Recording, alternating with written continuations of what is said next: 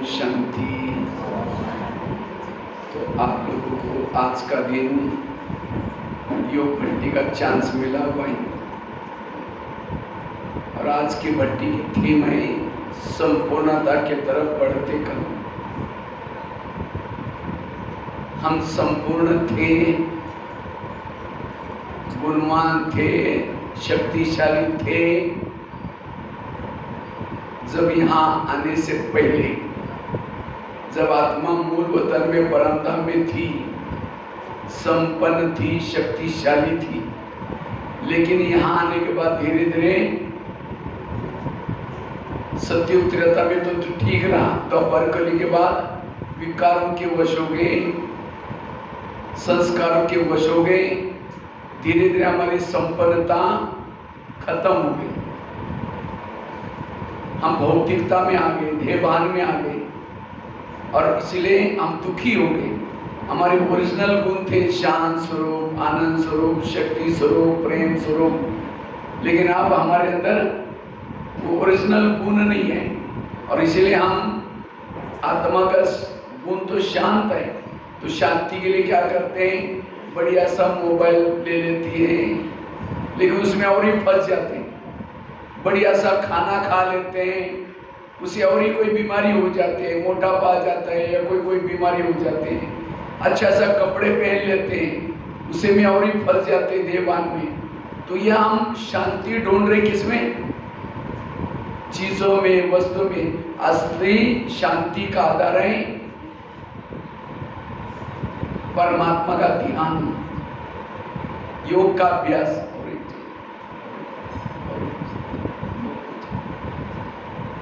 परमात्मा का ध्यान लगा करके अपने आप को शक्तिशाली बनाना।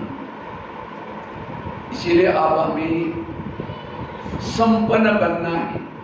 और संपन्नता का आधार क्या है? केवल ज्ञान में चल रहे, योग लगा रहे, अमृत वाला उठ रहे, इसे बनेंगे संपन्न? संपन्न बनने के लिए हमारे विचार पॉजिटिव चाहिए, हमारी आत्मिक स्थिति चाहिए, हमारा कर्मेंद्रिय पर विजय चाहिए। कर्मेंद्रियों ने जो देखना है, श्रीमत का पालन करना जरूरी है। हमें योग जो बैठते हैं, योग विधि से करना पड़ेगा। सारा दिन जो एक दूसरे के दोष देखते, पर चिंतन करते, उसे बचना पड़ेगा। हमारे पुराने कोई संस्कार है, उस संस्कार के अधीन होते हैं, उस संस्कार से दूर रहना पड़ेगा। ये जब ऐसी बातें आचरण में लाएंगे तब हम संपन्न बनेंगे, तब हम संपूर्ण बनेंगे। इसीलिए आज हम इसी टॉपिक के ऊपर चर्चा करेंगे। अगर मुझे संपन्न बनना है, संपूर्ण बनना है, उसके लिए कुछ कदम के बारे में हम चर्चा करेंगे। लेकिन इन सबसे पहला कदम है, क्योंकि जिन्होंने अवस्था को शक्तिशाली बनाया,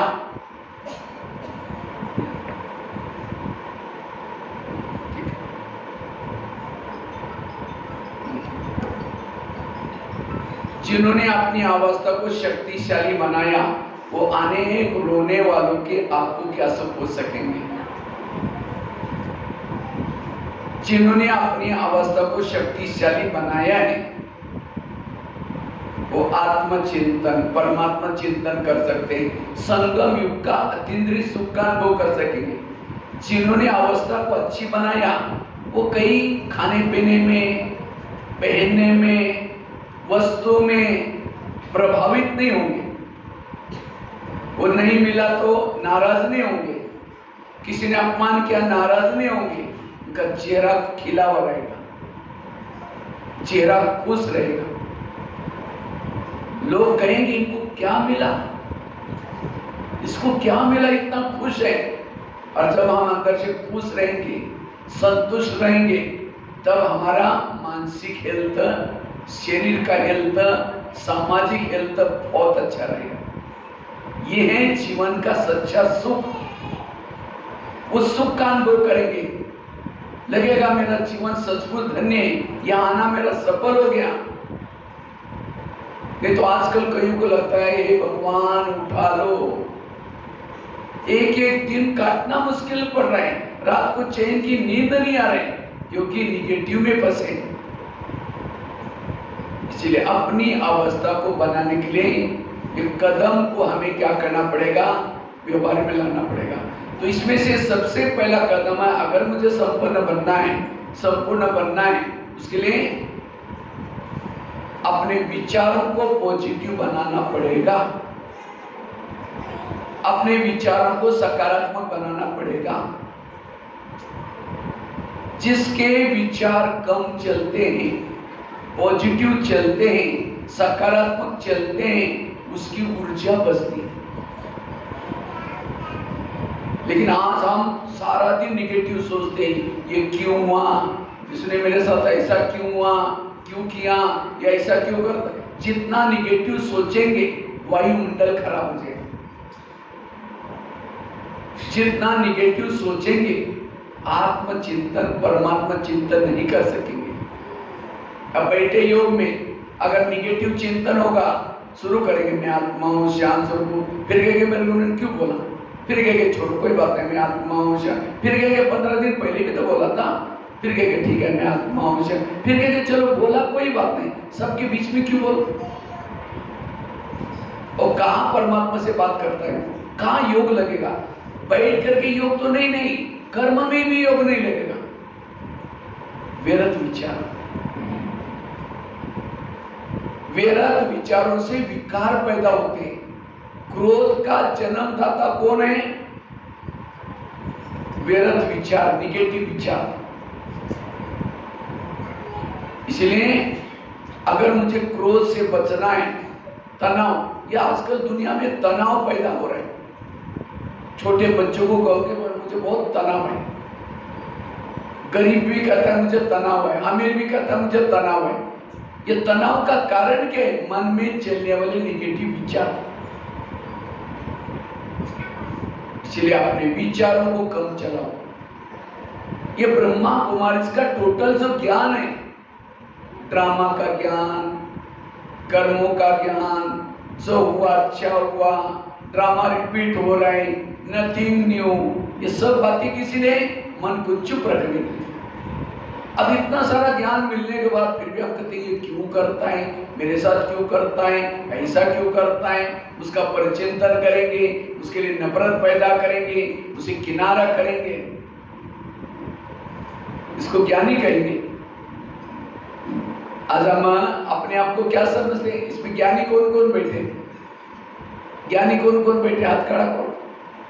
ज्ञानी नहीं आप लोग, हाथ तो खड़ा करो। ज्ञानी कौन कौन बैठे, ऊंचे तो हाथ करो, ये क्या है ऐसा। और अज्ञानी किसको कहेंगे, जो मुरली नहीं सुनता, सेंटर पर नहीं आता, बाबा को याद नहीं करता, श्रीमद् प्रमाण, इसको क्या बोलते हैं, अज्ञानी। मैं तो कहता हूं अज्ञानी वो है जो निगेटिव सोचता है। भले सेंटर पर आता है, बैच पहना है, योग लगाता है, अगर बेरा सोचते वो क्या हो गया, अज्ञानी है। क्योंकि उसने ड्रामा का ज्ञान है होते हुए भी क्यों क्या करता है। इसलिए वर्तमान समय में पॉजिटिव सोचना, अपने सोच को सकारात्मक बनाना, ये पहला कदम पक्का करो। और जितना ये पहला कदम पक्का करेंगे, आपकी अवस्था शक्तिशाली बन जाएगी, अपनी अवस्था अच्छी बनेगी, आपके चेहरे में खुशी आएगी। इसलिए आज से इस बड्डी से पक्का करना है, आज से मुझे निगेटिव नहीं। अगर आप निगेटिव सोच रहे, इसका मतलब भगवान के ऊपर भरोसा नहीं है। बाबा क्या, अब मेरी भी नैया ये पार लगाएगा, मुझे सोचना पड़ेगा। सारे बोझ प्रभु के ऊपर दे दो, प्रभु को अर्पण कर दो। एक माता जी थी, एक माता जी कहीं खेती में गई थी, खेती का बहुत सारा फल फ्रूट सब्जियां वगैरह निकाली, गठड़ी बांधी, रोड पर आई। गठड़ी बड़ी भारी थी, सबको कहते भाई मुझे भी लेके चलो। गाड़ियां जा रहे थे, कोई रुकता ही नहीं, सबको हाथ करते, कोई रुकता ही नहीं। एक कार वालों को दया आई, तो कार वालों को लगा कि बेचारी बूढ़ी है, कार खाली थी, बूढ़ी है, और रात होने का समय है तो क्या क्या उसको दया आई, उसने क्या क्या कार को रोक करके पीछे बिठाया, कोई था ही नहीं कार में, तो बिठा करके चल पड़े। जैसे आगे गए उसको लगा कि मैंने इसको पूछा ही नहीं कि कहाँ उतरना है, कार को स्लो किया, पीछे मुड़कर कहा माता जी आपको कहाँ उतरना है। जैसे पीछे मुड़कर देखा उसकी गठरी सिर पर है, बैठी कहाँ है, गाड़ी में, कार में, और गठरी कहाँ रखे। तो कहा कि माता जी आप सीट पर रखो ना, सीट तो खाली है। कहते बेटा तुमने बड़ी मेहरबानी की, मुझे गाड़ी में बिठाया, तो मैंने सोचा तुम्हारी गाड़ी को बोझ क्यों, इसलिए मैंने अपनी गठरी कहाँ रखा है, सिर पर। वो सीट पर रखे, सिर पर रखे, बोझ किसको है, गाड़ी की है। इसी तरह परमात्मा का, भगवान का बनने के बाद फिर भी बच्चों का बोझ, गृहस्थी का बोझ, अगर बोझ सिर पर रखेंगे उसको समझदार कहेंगे। इसलिए सारे बोझ प्रभु को दो। वैसे तो हमारा ये महीना दादी प्रकाश मणि का महीना है, दादी प्रकाश मणि। तो दादी प्रकाश मणि बहुत खुश रहती थी। तो किसी मीडिया वालों ने दादी को पूछा, दादी जी आप इतना खुश क्यों रहते। तो दादी ने बहुत अच्छी बात बताई। कहते हैं मैं रात को जब भी सोती हूँ बाबा के रूम में जाती हूँ और बाबा को कहते हैं बाबा ये ज्ञान सरोवर तेरा, पांडवन तेरा, शांतिवन तेरा, हॉस्पिटल तेरा, सारे जोन के बहने तेरी, सारे जोन तेरे, सारे जिज्ञासु तेरे, तुम जाने तुम्हारा काम जाने। सारे बोझ बाबा को देख के मैं सो जाती, इसीलिए मैं खुश रहती हूँ। इसी तरह हमें भी रात को सोते समय क्या करना है, बाबा ये खेती तेरी, ये बच्चे तेरे, ये घर तेरा, बिजनेस तेरा, मैं खुद भी तेरी, तुम जाने तुम्हारा काम जाने। सारे बोझ बाप के ऊपर दो, हल्के होकर तब कभी निगेटिव विचार नहीं आएंगे। इसलिए निगेटिव से बचो। वैसे तो हम सभी एक बार बाबा के बन गए तो हमारा एड्रेस कहाँ हो गया, कहाँ गए सभी, हम सभी कहाँ गए, परम धाम की तो आत्मा है। लेकिन संगम युग में सब हमारा घर कौन सा है, माउंट आबू, मधुबन। मधुबन हमारा क्या है, घर है। तो यहाँ फिर पचोरा में क्यों आए, यहाँ क्यों आए, सेवा करने के लिए आए। किसी ने सेवा, जैसे हनुमान को लंका में भेजा था राम ने, किसी ने सीताओं को ढूंढने के लिए। तो आप सभी भी हनुमान बनकर के किस लिए आए यहाँ, आत्मा रूपी सीताओं को ढूंढने के लिए। ऐसे नहीं कि 4 मंजिल मकान बना करके बैंकों में पैसा जमा करने के लिए, इसके लिए नहीं आए।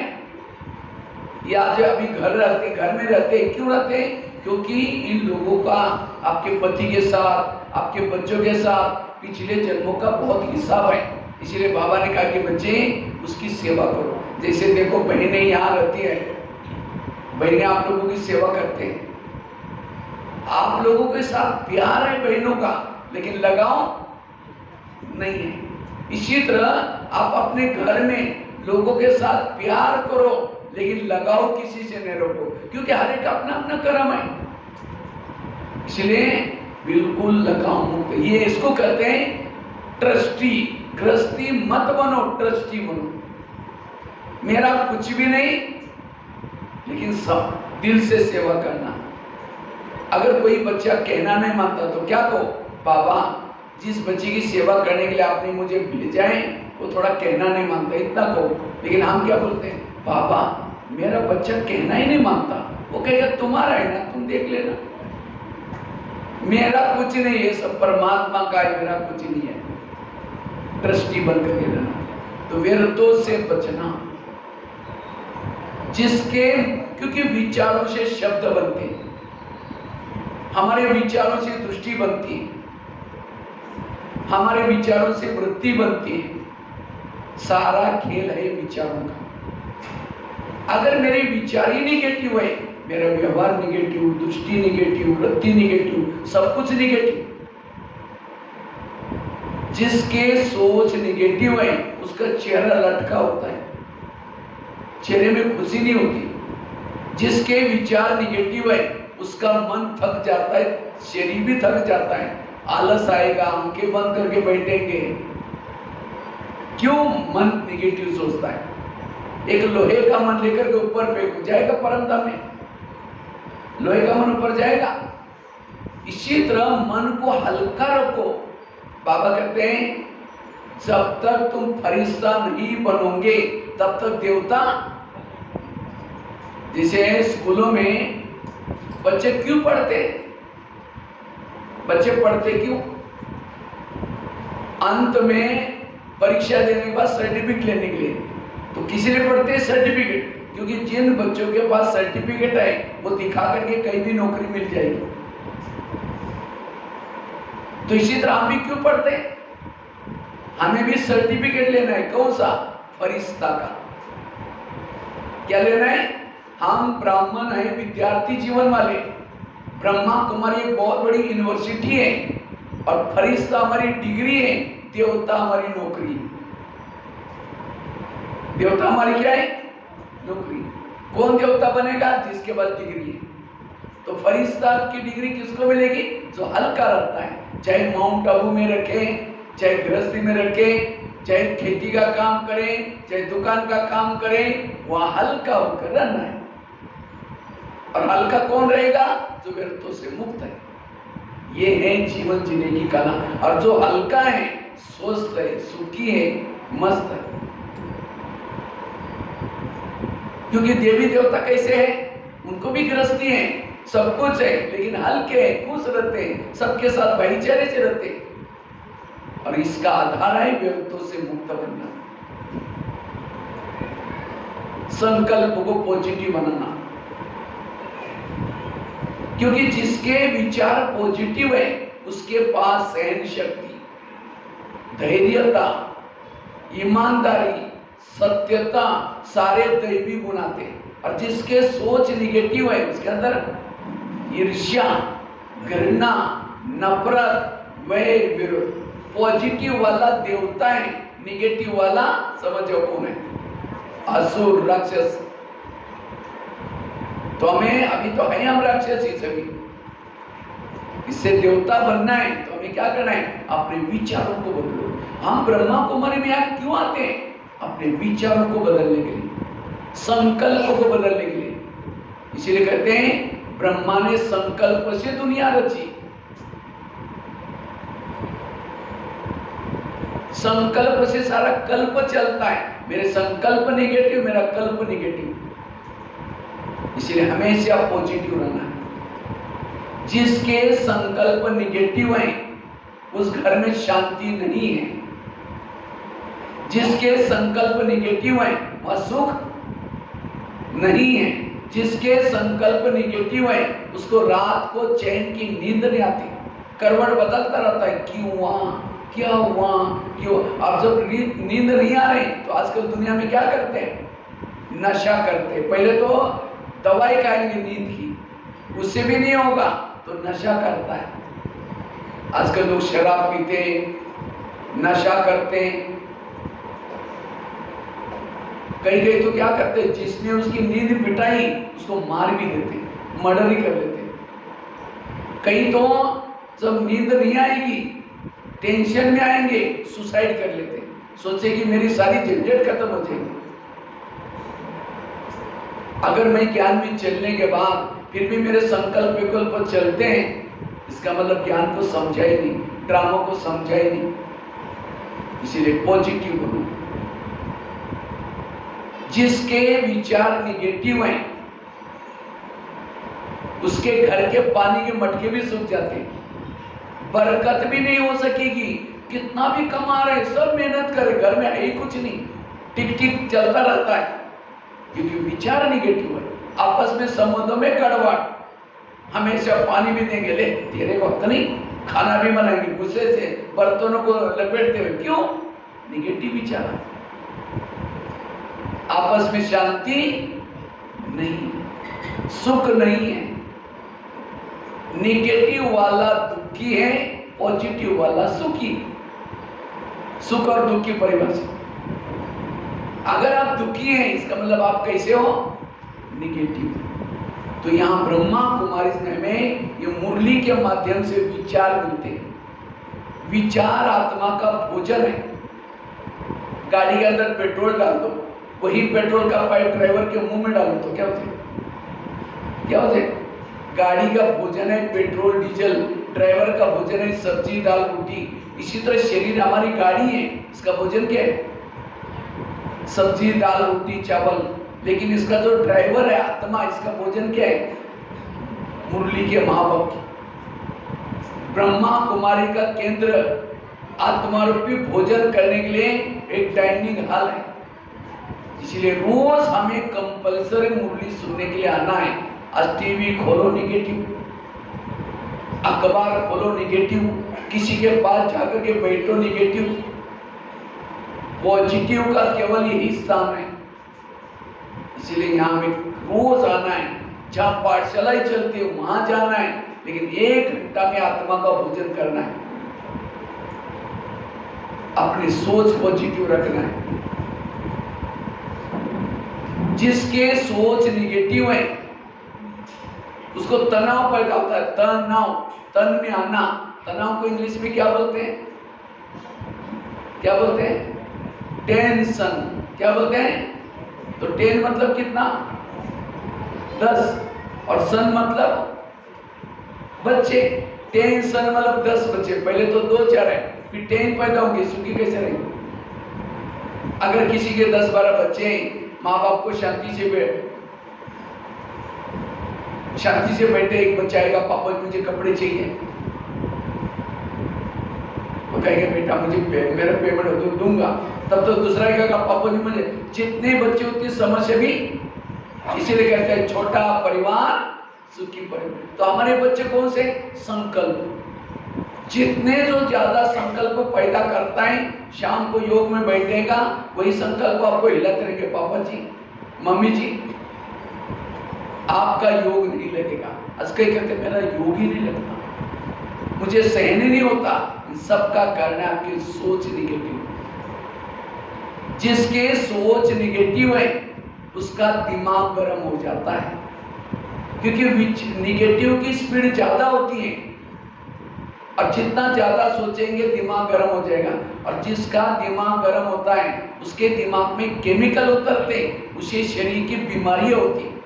इसलिए कहते हैं जिसका पाव गरम, पेट नरम, दिमाग ठंडा, उस घर में कोई डॉक्टर है उसको मार दो डंडा। ताली बजेगी। बीच बीच में ताली बजा सकते, कोई पॉइंट अच्छी लगी तो, क्योंकि ताली बजाने के लिए कोई जीएसटी नहीं है। मैं सोचा ऐसे ही चुपचाप बैठे कहीं जीएसटी कटने का डर लगता है।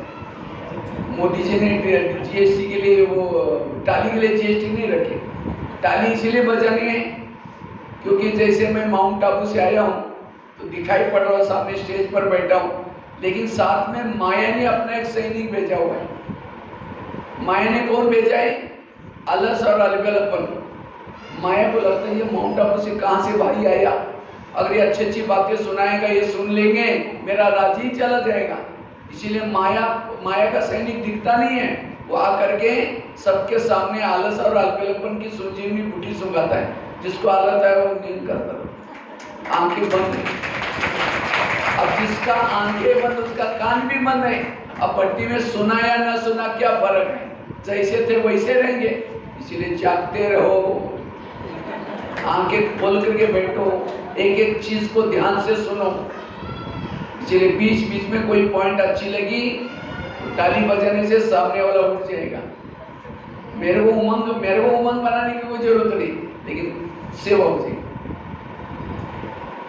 आज पाँव कैसे चाहिए आपके? गरम। पेट कैसा चाहिए? नरम। दिमाग कैसा चाहिए? ठंडा। लेकिन आजकल उल्टा होता है, पाँव रहते ठंडे, दिमाग रहता है गर्म। पैदल चलेंगे नहीं, वॉकिंग चलेंगे नहीं। कहीं को लगता है अगर पैदल चलेंगे लोग कहीं के गरीब है, इनके पास कुछ भी नहीं है, अभी भी पैदल चलते। इसलिए गाड़ी में चलेंगे, स्कूटी में चलेंगे। और जो पैदल नहीं चलता उसका ब्लड सर्कुलेशन नहीं होता, कई बीमारियों की जड़ है। इसलिए आजकल योगा मतलब आपको जरूरी नहीं कि आपको कोई प्राणायाम करते रहो, पेट अंदर बाहर करते रहो। और कुछ नहीं आता तो पैदल तो कम से कम कर सकते हैं। रोज आपके 5000 कदम पैदल चाहिए। 5000 कदम मतलब तो कोई ज्यादा लंबा नहीं। रोज समय निकाल करके हमें पैदल चलने की आदत। और दूसरा, पाँव पेट को कैसे रखो? नरम। लेकिन आजकल पनीर की सब्जियां 4 रोटी दबा के खाता है और कद्दू बनाए नाकी मोड़ता है। जीभ की टेस्ट पेट में वेस्ट हो। जो जीभ को अच्छा लगता है वो नहीं खाओ। जीभ 2 मिनट में नीचे भेजेगी, संभलना पेट को पड़ेगा। फिर पेट सारा दिन चिल्लाता रहता है, गुड़गुड़ करता रहता है। इसलिए आजकल डॉक्टर के पास कोई भी पेशेंट जाता है, डॉक्टर क्या कहता है? कच्ची सब्जियां खाओ, सलाद खाओ। लेकिन आजकल कच्ची सब्जियां जीभ को कहां अच्छी लगेगी? इसलिए कहने का मतलब भोजन आपका संतुलित चाहिए। गाड़ी बोलती है अरे वो पेट्रोल पंप का पेट्रोल बड़ा अच्छा था, टेस्टी था। बोलते है गाड़ी मुझे उस पेट्रोल पंप में लेके जाओ। गाड़ी को तो पानी में डालो तो भी चुप रहती है। लेकिन हमारी गाड़ी कहते हैं उसी दिन का भोजन बड़ा अच्छा था, वो बनाओ। गाड़ी हमको प्रोग्राम देती है, ड्राइवर को कोई लेना देना नहीं है। इसलिए ये है देह अभिमान।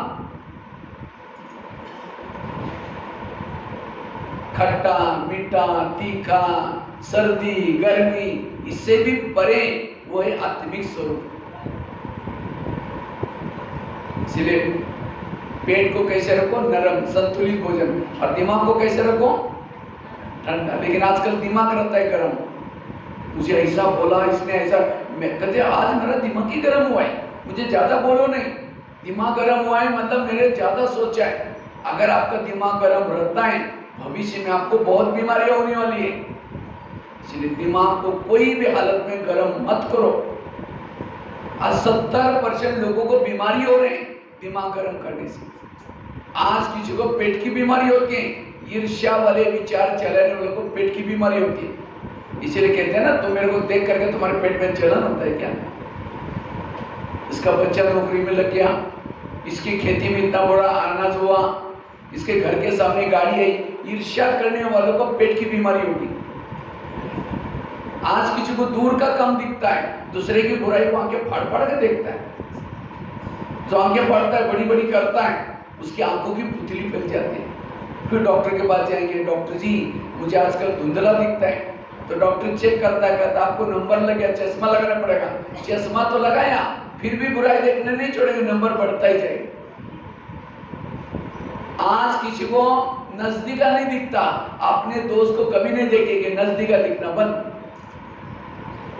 आज किसी को ज्वाइंट पेन होते हैं, गुस्सा करने वालों को ज्वाइंट पेन, मसल दर्द होते हैं। आज किसी को अस्थमा होता है, दमा, कोई भी बातों को पेट में दबा कर रखेंगे। क्या हुआ? नाराज है? नहीं, कुछ नहीं हुआ। अरे नाराज है? नहीं, कुछ नहीं हुआ। हुआ बहुत कुछ है, दबा कर रखेंगे, दमे का प्रॉब्लम, अस्थमा। आज किसी को स्पॉन्डिलाइटिस होता है, रास्ते में जा रहे सब्जी लाने के लिए जा रहे कोई मार्केट में, वो क्या करती है, वो क्या करता है, इधर उधर देखेंगे जैसे ऊंट वाली चाल, ऊपर नीचे। जो इधर उधर देखता है उसको स्पॉन्डिलाइटिस होता है। फिर डॉक्टर के पास जाएंगे, डॉक्टर जी मेरे गले में 15 दिन से कुछ अकड़न हो रहा है। तो डॉक्टर चेक करता है, कहता आपको स्पॉन्डिलाइटिस हुआ है। और इसका इलाज करके डॉक्टर क्या करता है, एक बड़ा सा पट्टा पहनाता है। तो पट्टा लगेगा 6 महीना, ना इधर देखेगा ना इधर देखेगा, सीधा देखेगा। अगर पहले सीधा देखो तो कोई प्रॉब्लम नहीं होगी। बच्चे ने गिलास गिराया, इतना गुस्सा करेंगे, तेरे को अक्ल नहीं, तुम कमा के ला तो पता चलेगा 10 रुपए कैसे कमाया जाता है। गिलास था 10 रुपए का, गुस्सा करेंगे, हार्ट में प्रॉब्लम आएगा, 10 लाख रुपए का ऑपरेशन करना पड़ेगा। ग्लास कितना रुपए का था? इसलिए ग्लास भी टूटा, कोई बात नहीं बेटा, दूसरा लेंगे। ग्लास से भी महत्व आपकी सोच, आपके विचार। इसलिए कहते हैं हमारी जान अच्छी है, मेरे लिए जहान है, दुनिया है। अगर मेरी जान ही खराब हो गई, शरीर खराब हुआ, मेरे लिए दुनिया कोई काम की नहीं। इसीलिए मेरा कुछ भी चला जाए, कुछ भी हो जाए, टेंशन में नहीं हम, निगेटिव नहीं सोचो।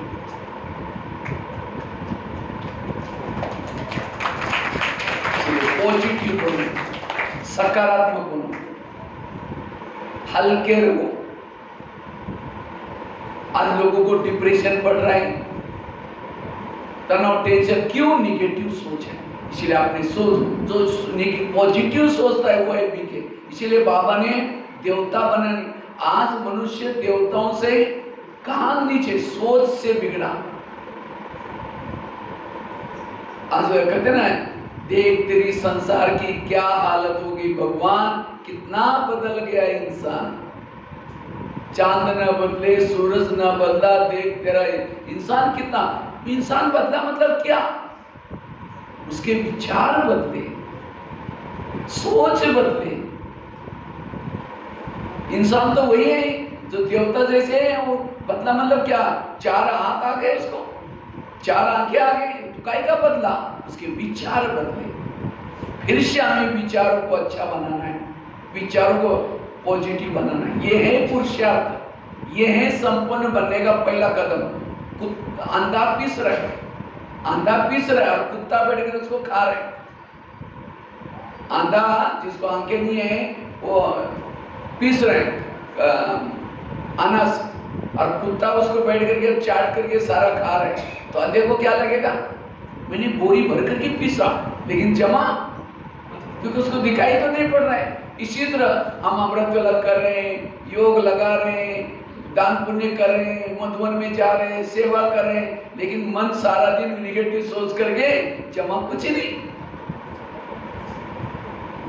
एक शिष्य था, गुरुजी के पास गया, कहते हैं गुरुजी मैं बहुत दान पुण्य करता हूँ, भक्ति करता हूँ, उपवास करता हूँ, व्रत करता हूँ, लेकिन मुझे ना आत्मानुभूति, ना परमात्मानुभूति, ना शांति का, ना सुख, कोई अनुभव नहीं हो रहा है। तो गुरुजी हंसने लगे। तो गुरुजी ने कहा बात तो सही है। कहते हैं 3-4 दिन पहले मैं बगीचे में बैठा था, तो बगीचे में 5-6 युवा आए, उन युवाओं को प्यास लगी थी। तो गुरुजी ने कहा सामने कुआं है, वहाँ बाल्टी है, रस्सा है, जाकर पी के चले जाना। तो 5-6 युवा वहां चले गए, उन्होंने बाल्टी को रस्से से बांधा, कुएं में छोड़ा, फिर पानी खींचा, नहीं मिला, दोबारा बाल्टी डाली, फिर खींचा, नहीं मिला, तीसरी बार, चौथी बार, 10 बार वो कुएं में बाल्टी डाले, पानी नहीं मिला। पानी था, बाल्टी थी, रस्सा था, तो भी प्यासे चले गए। क्यों? बाल्टी को छेद थे।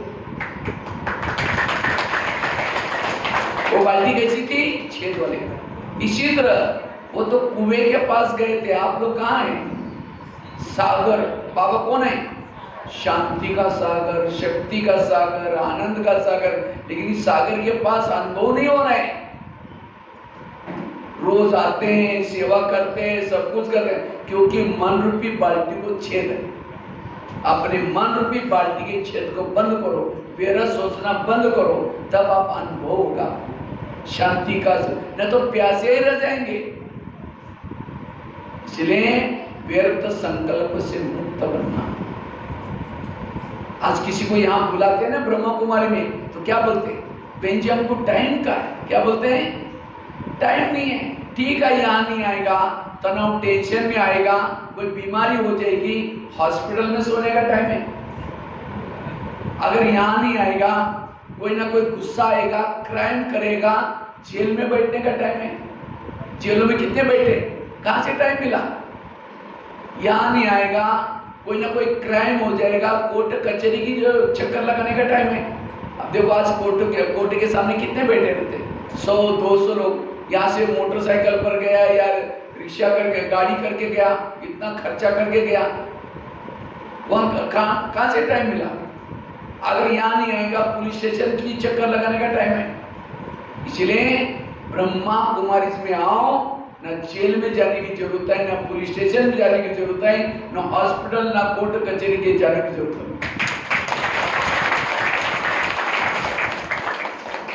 ये जो मैंने जगह गिनाई 4-5, jail, hospital, police station, court कचहरी, ये सारी जगह आपका पैसा जेब काटने वाली जगह है, पैसा बर्बाद करने वाली जगह है। इसलिए ऐसी जगह से बचकर रहना है। तो रोज यहाँ आओ, ज्ञान योग सीखो, मुरली सुनो, पॉजिटिव बनो। वहां वही लोग जाते हैं जिसके सोच निगेटिव है, जिसके व्यवहार निगेटिव है, ऐसे जगह पर वही जाता है। अगर यहाँ आओ, बाबा की मुरली सुनो, भंडारे में थोड़ा सा पैसा डालो, वर्तमान भी अच्छा, भविष्य भी अच्छा। उसके बजाय वहां जाकर के डॉक्टर की जेब में डालेंगे, पुलिस वालों के जेब में डालेंगे, वकील वालों की जेब में, क्या भविष्य अच्छा बनेगा? और ये आप आजकल लोग देखते, इसके बाद पैसा बहुत है और ये किडनी निकाल करके लेंगे और ये पैसे में ये करेंगे। इसलिए पॉजिटिव बनो, सारी बीमारियों से मुक्त बनो, सकारात्मक बनो। आज किसी को शुगर होती है, शुगर कोई मीठा खाने से नहीं होती, शुगर का कारण टेंशन। क्या टेंशन? मैं इसकी सास हूं, मैं इसका पति हूं, मैं इसकी मां हूं, इसको मैंने पढ़ाया लिखाया, छोटे से बड़ा किया, जब उसकी शादी भी अपने पति का मानता है, मुझे नहीं पूछता। ऐसे टेंशन से शुगर पैदा होती है।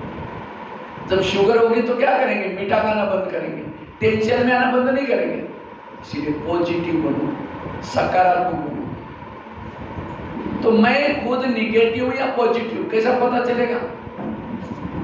आप पॉजिटिव है निगेटिव कैसा पता चलेगा? हाँ? सामने से कोई व्यक्ति आ रहा है, उसको देखते रास्ता काट रहा है, इसका चेहरा देखना पसंद नहीं करते, निगेटिव है।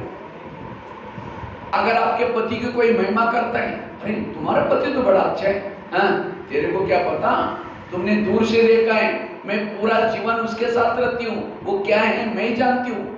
अगर पति की महिमा नहीं सुन रहे, निगेटिव। कोई सास की महिमा करता है, अरे तुम्हारे सास तो बड़ी अच्छी है, अरे वो क्या है बुढ़िया मैं जानती हूँ, निगेटिव। किसी का परिचिंतन कर रहे, निगेटिव है। अगर एक व्यक्ति के प्रति भी आप निगेटिव हैं, आपके दिल में भगवान नहीं बैठ सकता।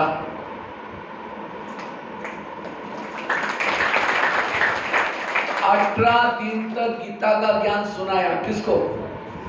अर्जुन को। किस लिए? स्वच्छ बनने के लिए। आज 90 वर्षों से बाबा 90 वर्षों से ज्ञान सुना रहे, किस लिए? स्वच्छ बनने के लिए। और जो स्वच्छ बनेगा वह संपन्न और संपूर्ण, उसके दिल में बाबा बैठेगा सदा। और जो बाबा दिल में है भविष्य में विजय बन जाएंगे। इसलिए इस भट्टी से हमें अपनी निगेटिव बातों को समाप्त करना। आजकल डॉक्टर के पास कोई भी पेशेंट जाता है, डॉक्टर क्या बोलता है?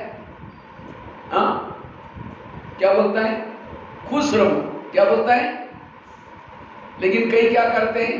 लाफिंग क्लब में जाएंगे, हाथ ऊपर करेंगे, हाँ हाँ हाँ हाँ हाँ, बिना मतलब हंसेंगे, लेकिन घर में आते पत्नी का मुंह देखते चेहरा डाउन हो गया। इसलिए खुश रहो। आजकल डॉक्टर के पास कोई भी पेशेंट आता है, डॉक्टर क्या होता है? कड़वी चीजें खाना पसंद करो, करेले खाओ, कड़ून के पत्ते खाओ, मेथी के लड्डू, करेले मतलब सब्जी के करेले की बात नहीं, जीवन में आने वाली कड़वी बातों को डाइजेस्ट करो। किसी ने अपमान किया, डाइजेस्ट करो, निंदा की, डाइजेस्ट करो। जो पॉजिटिव सोचता है उसके पास सहन शक्ति आती है। माता में सहन शक्ति ज्यादा है कम है? माता है बताओ?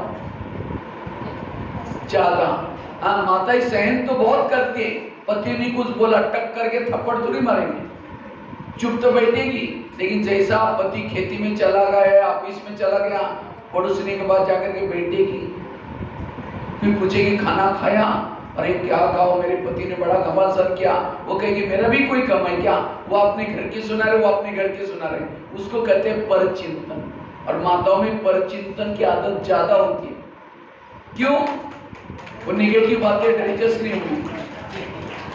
फिर पड़ोसनी क्या बोलते, मैं कभी कभी धमकाती हूँ, तुम भी कम नहीं करना, न तो सिर पर बैठेगा, अभी से कंट्रोल में रख। बस वो बातें पड़ोसनी के सुन के आई, सारा दिन वही याद आता है, शाम को आएगा धमकाऊंगी। अब आधा घंटे के बाद पहुंचने वाला है खेती से, धमकाऊंगी। जब शाम को आता है पानी मांगता है, कैसे देंगे? ले तेरे बात नहीं, गुस्से से पानी दिया, खाना गुस्से से बनाया, घर वालों ने खाया, उसको शांति ही नहीं मिली। दोस्तों के पास गया, शराब पीना शुरू किया। फिर कुछ समय के बाद माता क्या बोलते, मेरा पति बिगड़ गया। किसने बिगड़ा? आपने नेगेटिव बातें सोच करके पूरा। इसलिए माता जागी संसार जागा, माता सोई सारी संसार सोया। कहते हैं माताओं में एक कमी होती है, विशेषता तो बहुत है लेकिन एक कमी है। कौन सी? माताओं के पेट में कोई बातें ठहरती, और इसी कमजोरी का फायदा हमारे ब्रह्मा बाबा ने लिया है। माताओं के पेट में कोई बातें ठहरती नहीं, उसी कमजोरी का फायदा बाबा ने लिया। और ज्ञान का कलश किसको दिया है? माताओं को। क्योंकि उनको पता है कि माताओं को ज्ञान सुनाएंगे, उनके पेट में नहीं ठहरेगा, सबको सुनाएंगे। इसीलिए देखो माताओं की संख्या कितनी और भाइयों की संख्या कितनी। 3 गुना माताएं बैठी हैं यहाँ, नीचे भी बैठे फुल, और भाई तो गुने चाहिए थोड़े से, क्योंकि उनको दीदी ने बोला होगा अरे हमारी छुट्टी होने वाली है, माउंट आबू से भाई आने वाला है। बस हम बोलते ही उसको फोन किया, उसको फोन किया, तुम भी आना, तुम भी आना, तो मैं सबको बोल दिया। इसलिए माताएं ज्यादा आ गई। तो ज्ञान की बातें भले सुनाओ, लेकिन व्यर्थ बातें अभी हमें क्या करना है, इधर उधर नहीं समझा बताना, पेट में संभालो। तब माताएं सहन शक्ति की देवी बनेगी, सहन शक्ति की देवता बनेगी।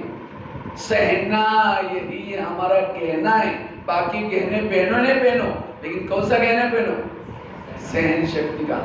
इसलिए कड़वी बातों को डाइजेस्ट करो। किसी ने अपमान किया, डाइजेस्ट करो, निंदा की, डाइजेस्ट करो। वो है व्यर्थों से मुक्त। तो हम व्यर्थों से मुक्त कैसे बने, उसके लिए कुछ बातें मैं आपको सुनाता हूं। इस भट्टी से, ये भट्टी है व्यर्थों से विदाई देने की, क्योंकि अब समय व्यर्थ सोचने का नहीं है। आकाश में थूकेंगे, थूका कहाँ आएगा? अपने मुंह पर आएगा। अगर किसी के बारे में निगेटिव सोचा, घाटा आपका ही चला हो गया, आपका समय चला गया, स्वाद चले गए। इसलिए व्यर्थ से मुक्त बनो। मुझे लगता है इस सीजन की अगर सारी मूल्यों को आप सार रूप में देखेंगे, पिछले सीजन की मूल्य सुनी होंगे ना सभी ने। बच्चे कारणों का निवारण करो, बच्चे समस्याओं का समाधान करो। शिवरात्रि में तो क्या बोला बाबा, व्यर्थ संकल्प के अग के फूल को शिव जी के ऊपर चढ़ाओ। वही मूल्य अभी रिपीट हुई थी 15 दिन पहले। समस्याओं का समाधान करो, कारणों का निवारण करो, व्यर्थों से मुक्त बनो, नेगेटिव को पॉजिटिव। सारे ज्ञान का सार पॉजिटिव सोचना। इसलिए अब हमें निगेटिव को खत्म करना है। तो निगेटिव से कैसे बचे? परिस्थितियां विपरीत है, बातें विपरीत है, लेकिन हमें पॉजिटिव कैसे रहना, उसके लिए 4-5 बातें बताता हूं। सबसे पहली बात है, अगर हमें निगेटिव से बचना है, कर्म गति को याद रखो। कर्म गति को क्या करो? याद रखो। आज मेरे जीवन में कोई गलत व्यवहार करता है, मेरे साथ कोई गलत व्यवहार करता है, क्यों करता है? टाली कभी एक हाथ से, टाली के लिए कितना चाहिए? 2 हाथ। अगर कोई मेरे साथ उल्टा सुल्टा करता है, मैंने भी कभी उसके साथ किया, समझे कोई सास है, बहू को तंग करे, परेशान करे, बहू को तनाव, टेंशन आ रहा है। अगर सास और बहू के पिछले जन्म दिखाए जाए तो आज जो सास है पिछले जन्म में उसकी बहू थी, और जो बहू है वो कौन थी? सास। इसीलिए कहते हैं ना, सास भी कभी बहू थी। अगर मुझे पति तंग करता है, मैं इतना काम करती हूँ तो भी तंग करता है, इसका मतलब मैंने भी कभी कोई जन्म में तंग किया था, मेरा हिसाब चुप्त हो रहा है।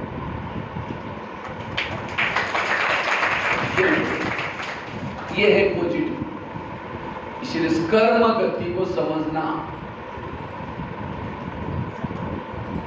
कर्मों से शरीर बनता है, कर्मों से संबंधी मिलते हैं, सब कुछ कर्मों से चलता है। बोए हैं बबुल का बीज, और कहेगी इसको आम कब लगेंगे? बबुल को आम लगते हैं। आज मैंने किसी के साथ गलत कर्म किया और फिर कहेगी ये मेरे साथ अच्छा व्यवहार करे। एक संसार की बहुत बड़ी सीक्रेट बात आपको सुनाता हूं। आपके घर के जितने भी लोग हैं, आपका बेटा, आपका पति, आपकी सास, आपके आसपास वाले जो पड़ोसी, आपके रिश्तेदारी, कोई आपको देने के लिए, कोई आपसे लेना देना हमारा संबंध है, बाकी कोई संबंध नहीं है। इसलिए कर्म गति को, लोगों से नहीं डरो, भगवान से कभी ना डरो। किससे डरो? गलत कर्मों से जरूर डरो। वर्तमान के मेरे प्रॉब्लम मेरे पिछले जन्मों के कर्मों के हिसाब है। आज कई कहते हैं हम ओम शांति में जाते हैं, ब्रह्मा कुमारी में जाते हैं, तो भी हमारे जीवन में समस्या क्यों? ब्रह्मा कुमारी में कब से आ रहे हैं? 1 साल, 2 साल, 3 साल, पिछले जन्म में थे ओम शांति में। गलत कर्म क्या चुमंतर हो गया? अगर ओम शांति में आने के बाद फिर भी मेरे जीवन में प्रॉब्लम है, ये मेरे पिछले जन्मों के हिसाब है।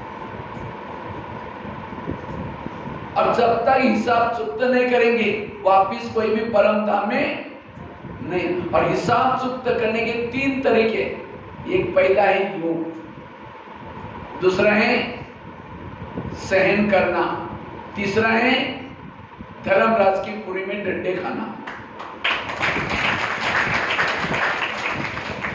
तो आपको कौन सा चाहिए? हाँ? तो इतना योग लगाते क्या? लगाते इतना योग? थोड़ा योग में बैठे लुढ़क जाते हैं। हाँ? और मुरली चलते हैं, मुरली के पहले आधा घंटे का योग आता है, होता है, कोई नहीं पहुंचता योग में। अमृत वाला मुश्किल से उठेंगे, नींद करते योग करेंगे, शाम को भी मुश्किल से आधा पौन घंटे से विकर में विनाश होंगे। बाबा कहते हैं 3-4 घंटा योग चाहिए, लेकिन टाइम ही नहीं निकालते। अच्छा निकाल भी दिया तो लगता ही नहीं है। जब तक हिसाब चुकता नहीं करेंगे, कोई भी परमधाम में वापिस नहीं से आ सकता। इसलिए फिर सहन करने की बातें आएंगी तो बाबा को रिक्वेस्ट करेंगे, बाबा ये पति मुझे बहुत तंग कर रहा है, थोड़ा बोलो ना मेरे को, मैं कब तक सहन करूं? रोना शुरू करेंगे। फिर बाबा कहते हैं पति को तंग नहीं करना, कोई छोड़ देना। फिर धर्मराज डंडे मारेगा, उसे चुक्त होगा।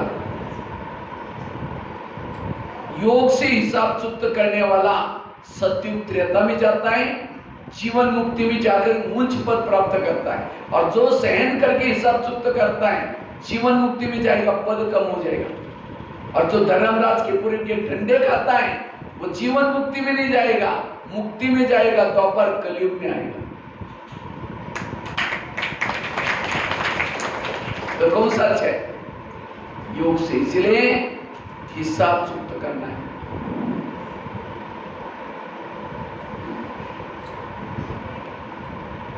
आज एक धृतराष्ट्र था, अंधा था, कृष्ण के पास जाता है। कृष्ण को कहता है भगवान मुझे सजा क्यों, अंधा क्यों बनाया? तो कृष्ण कहता है आपने कुछ गलत कर्म किया होगा। कहते नहीं, कई जन्म पीछे गया। एक जन्म में धृतराष्ट्र छोटा बच्चा था, उसने एक पंछी को पकड़ा, एक सुई ली, उसकी आंखें तोड़ी। और कृष्ण ने कहा इसी कर्मों के फल आज तुम्हारे आंखें आती है। भीष्म पितामह बाणों के शिया पर थे,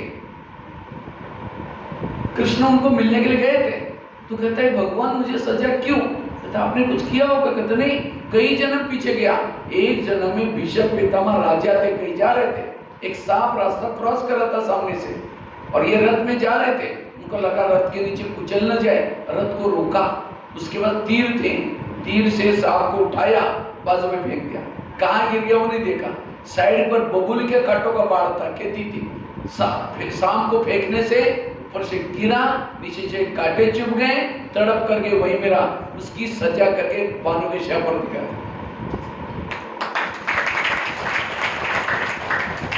आज मेरे जीवन में जो दुख है, समस्या है, मेरे पिछले जन्मों के कर्मों के हिसाब है। कई तो ऊपर देखे कहते हैं भगवान तुमने आंखें बंद किया कि मेरे साथ क्या हो रहा है? भगवान किसी को दुख नहीं देता, दुख मिलता अपने कर्मों से। कर्मों ने ब्रह्मा को नहीं छोड़ा, दादियों को नहीं छोड़ा। आप कौन से पेड़ के पत्ते हैं? ब्रह्मा बाबा को खांसी आती थी, तो शिव बाबा को कहता था बाबा मुझे खांसी बहुत आती है, थोड़ा ठीक करो ना। तो शिव बाबा क्या बोलते थे? ऐसा है मैं पतितों को पावन बनाने के लिए धरती पर आया हूं, तुम्हारी खांसी ठीक करने के लिए नहीं आया।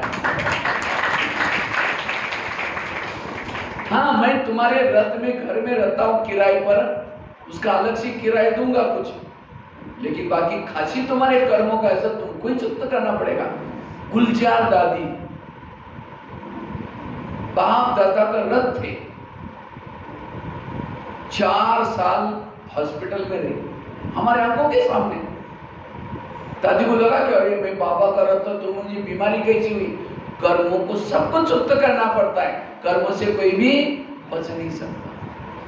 इसलिए इस कर्म गति के गहराई को समझो।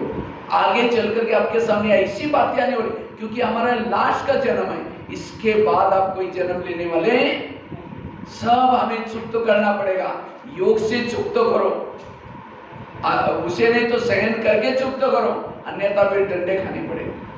इसलिए इस कर्म गति को समझना। एक बहुत सुंदर घटना मैं आपको सुनाने जा रहा हूं, ध्यान से सुनना। एक ध्यान से सुनना, मैं प्रश्न पूछूंगा इसके बारे में, ठीक है? तो आपको पता चलेगा मेरे को कोई बच्चा तंग क्यों करता है, पति ऐसा क्यों करता है।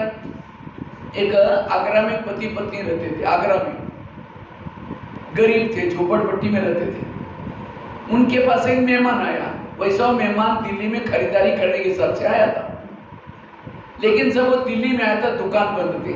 अब उस व्यापारी को लगता बैठे बैठे मैं क्या करूं, मैंने कभी आगरा गए नहीं, देखा नहीं, चलो मैं आगरा घूम के आता हूं। व्यापारी आगरा देखने के लिए गया, सारा दिन उसने आगरा घूम के देखा, लेकिन रात को सोने का प्रॉब्लम हो गया।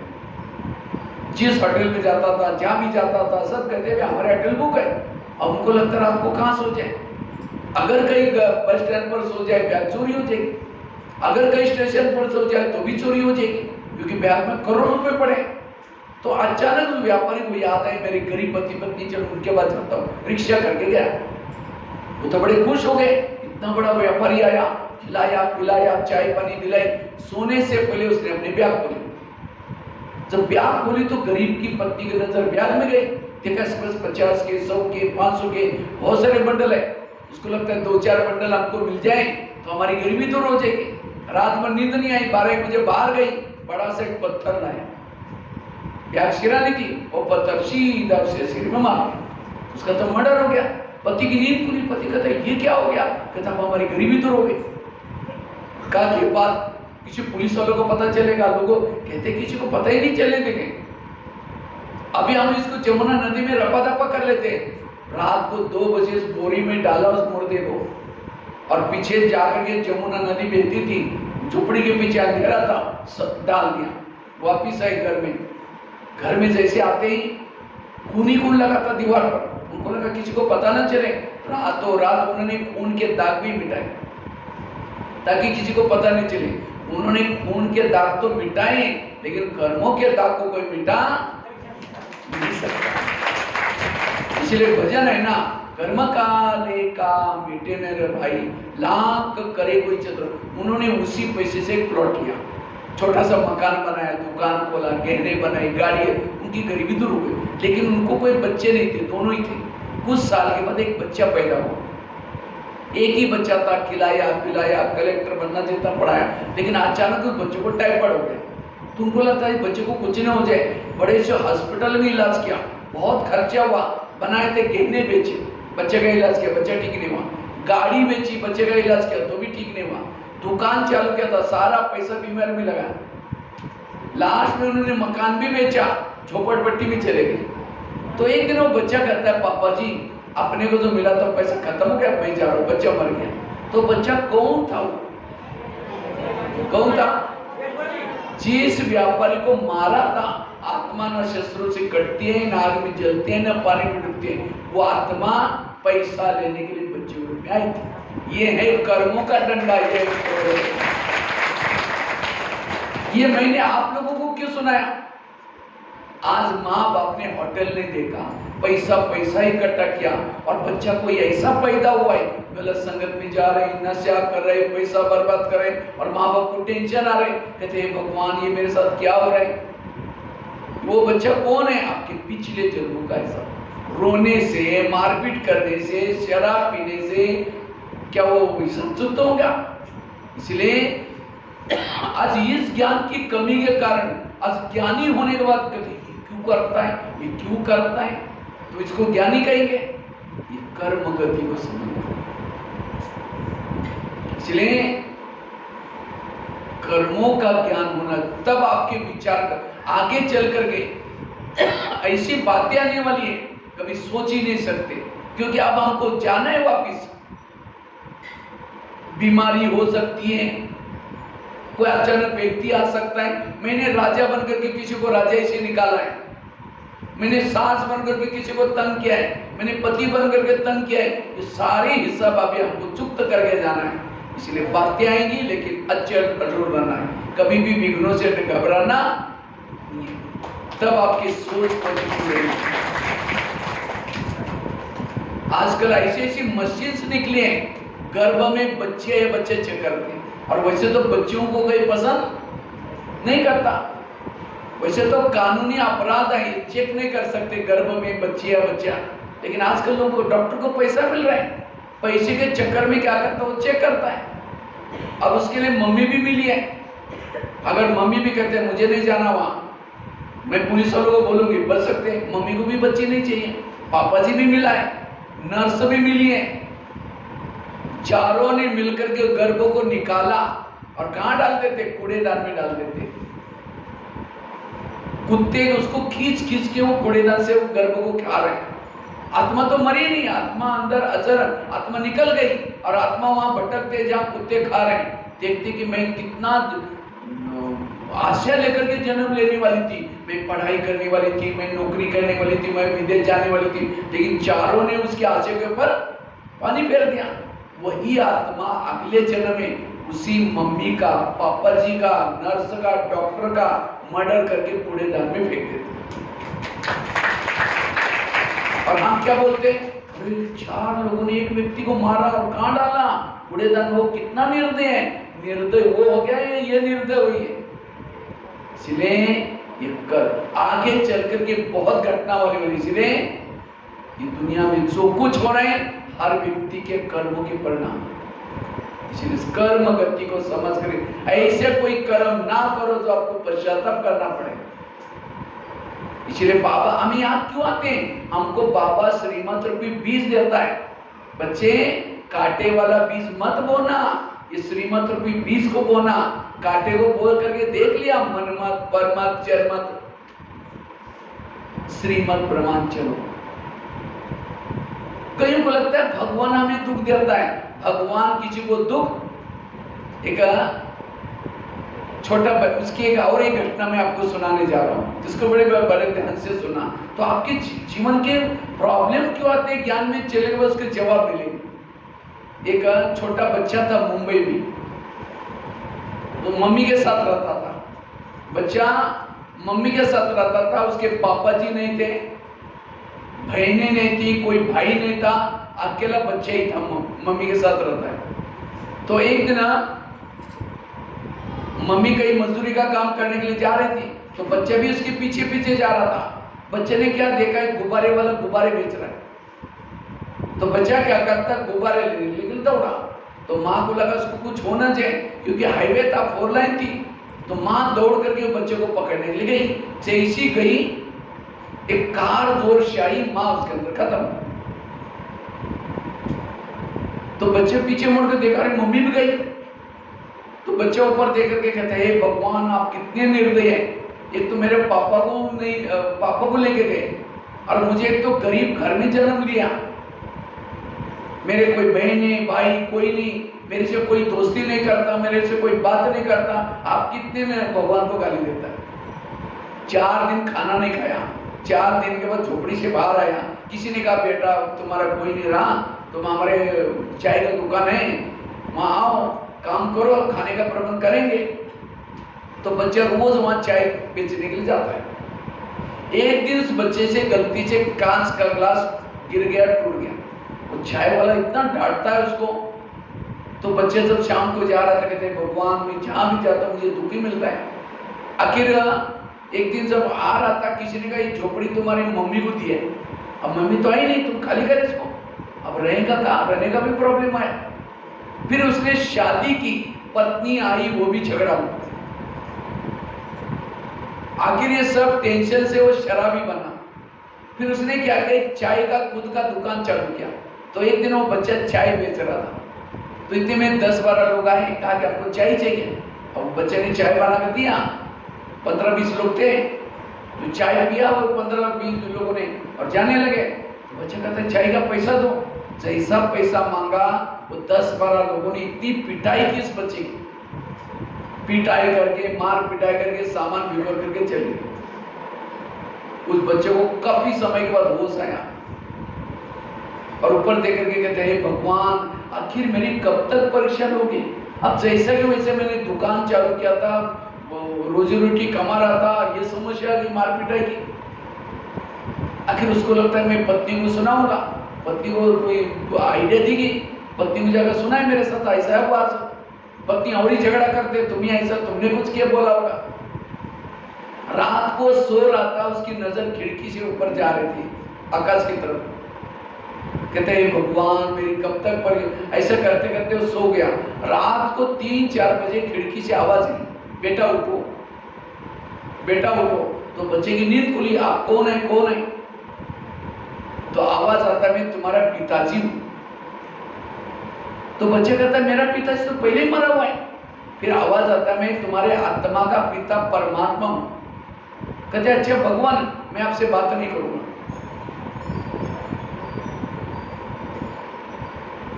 कहा कि आपने कितना मुझे दुख दिया। फिर आवाज आता है ये बेटा मैंने दुख नहीं दिया, ये सब तुम्हारे कर्मों के परिणाम है।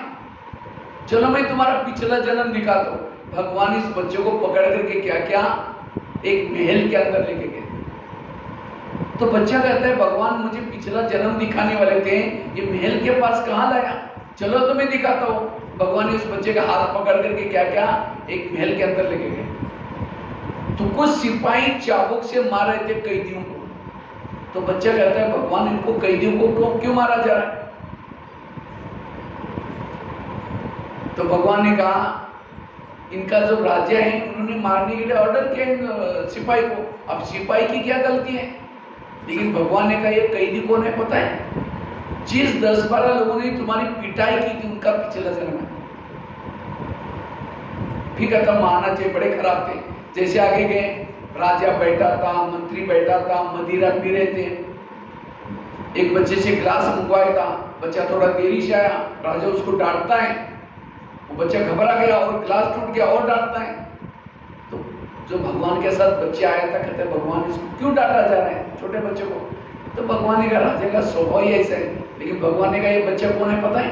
जी चाय वाले ने तुमको डांटा था उसका पिछला जन्म है। भी कहता डांटना चाहिए। जैसे अंदर गए एक अंडरग्राउंड में, महल के नीचे अंधेरा कुटड़ी थी, इसमें एक दाढ़ी वाला व्यक्ति बैठा था, उसके हाथ में बेड़ी, पाँव में बेड़ी, कपड़े पड़े थे, खाना सामने पड़ा था। बच्चा पूछता है भगवान ये कौन है? कहा कि राजा का बड़ा भाई है। कहा राजा का बड़ा भाई, इसके ऐसे ये राजा बनने वाला था, लेकिन इस राजा ने क्या किया, इसको देशद्रोही बना करके अंडरग्राउंड में रखा हुआ है, जनता को भी पता नहीं उसका भाई कहां चला गया। लेकिन भगवान ने कहा ये कौन है पता है? तुम्हारी पत्नी का पिछला जन्म है। इसका मतलब जो बच्चा इतना दुखी था, परेशान था, पिछले जन्म में वो कौन था? कौन था? राजा था। पीछे सब सुना, कौन था वो? राजा था। राजा बनकर के उसने कैदियों को मरवाया, वही कैदी चाय पानी के पीने बहाने आने अपना हिसाब लिया। राजा बनकर के उसने वो बच्चों को डांटा था, वही बच्चा चाय वाला बना, राजा गरीब बना, अपना हिसाब लिया। राजा बनकर के उसने भाई के साथ ऐसा व्यवहार किया, वही भाई की आत्मा पत्नी के रूप में आकर के झगड़ा करती। तो क्या उस बच्चे के जीवन, इतना ही नहीं, भगवान ने कहा तुमने राजा बनकर के अनेक झोपड़ी को आग लगाई थी गरीबों की, इसीलिए तुम्हें रहने का मकान नहीं है। तुमने अनेक बच्चों को मरवाया था, इसीलिए तुम्हारे भाई बहने कोई नहीं है। तो बच्चों के जीवन में जो समस्या क्या भगवान ने दी, उसने पिछले जन्म में कर्म ऐसे किए। तो ये कहानी मैंने आपको क्यों सुनाई? आज मेरे जीवन में भी कोई पड़ोसी तंग करता है, मुझे कोई बीमारी है, मेरे को कोई ये सब प्रॉब्लम समस्या मेरे पिछले जन्मों के, कोई किसी का दोस्त। तो मेरे सोचने की क्या जरूरत है? भविष्य के लिए कभी काटे ना ढूंढना, किसी का भी कोई दोस्त नहीं तो हम कहते देखो मेरे पति ऐसा करता नहीं है, कितना बड़ा है। इसलिए व्यर्थों से मुक्त बनने के लिए कर्म गति का ज्ञान होना चाहिए। ये है पहली बात। दूसरी बात है, अगर संकल्पों को कम चलाना है, पॉजिटिव बनना है, समर्थ बनना है, गीता का सार है, महाभारत का सार है क्या, जो हुआ अच्छा हुआ, जो हो रहा अच्छा, जो होगा वो भी। किसी ने मेरी चुगली की कल्याण में, एक रामायण की घटना सुनाता हूं। राम राज्य बनने वाला था, लेकिन रात में आकर के मंत्रा ने कही तो चलो उल्टी बातें सुने, तुम्हारा बेटा भी तो है, तुम बेटे को छोड़ करके राम को राजा बना रहे। ये बातें सुन करके राम को राजा बनाने के बजाय 14 वर्ष वनवा में भेजा, सीता गई, लक्ष्मण गया, तीनों भी घर से चले गए। वियोग के कारण दशरथ ने प्राण त्यागा, खाने का प्रॉब्लम, सोने का प्रॉब्लम, घास में सोए, किसके कारण, मंत्रा के कारण। तो मंत्रा को जो भी देखेगा उसकी भावना अच्छी चलेगी बुरी चलेगी। मैं खुद जब रामायण देखता था, मंत्रा काला सा ड्रेस पहन के डंडा लेके आती थी, मैं कहता इस बुढ़िया को उसको नहीं देखना। लेकिन एक दिन मैंने जब सोचा, पता चला मंत्रा ने राम के साथ जो किया वो अच्छा क्या। अगर राम मंत्रा रात में ना आती, राम क्या बन जाता, राजा। राजा बनता तो जंगल में नहीं जाता, जंगल में नहीं जाता सीता की चोरी ना होती। अगर सीता की चोरी ना तो रावण को ना मारता, रावण को ना मारता, राम की महिमा कोई नहीं करता।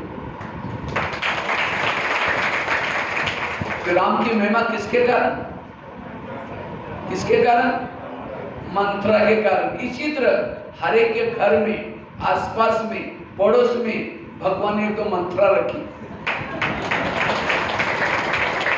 लेकिन आज हमारा तनाव, निगेटिव, कहते ये यहाँ से चली जाई, पति के रूप में कोई मंत्रा है, किसी को सास के रूप में, किसी को बेटे के रूप में, किसी को मित्र संबंधी, और यही आज तनाव। लेकिन राम के मंत्रा ने राम का अच्छा किया, तो आपकी भी मंत्रा क्या करने वाली है।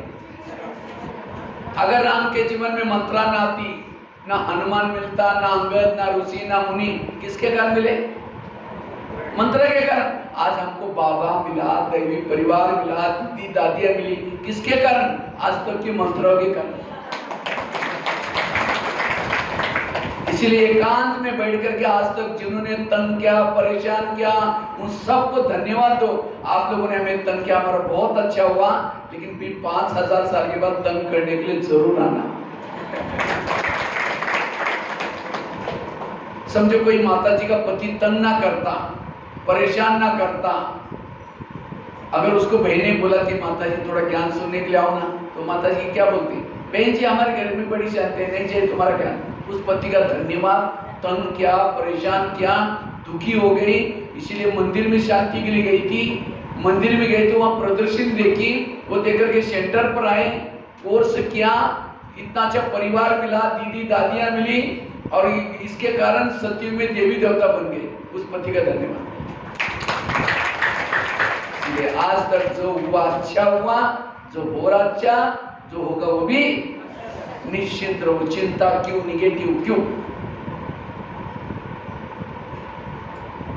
आज आप राम के जीवन में हनुमान, अंगद क्यों मिला, मंत्रा के कारण। आज हमें बाबा मिला, इतना अच्छा दैवी परिवार मिला, दीदी दादियां मिली, किसके कारण, आज तक के मंत्रों के कारण।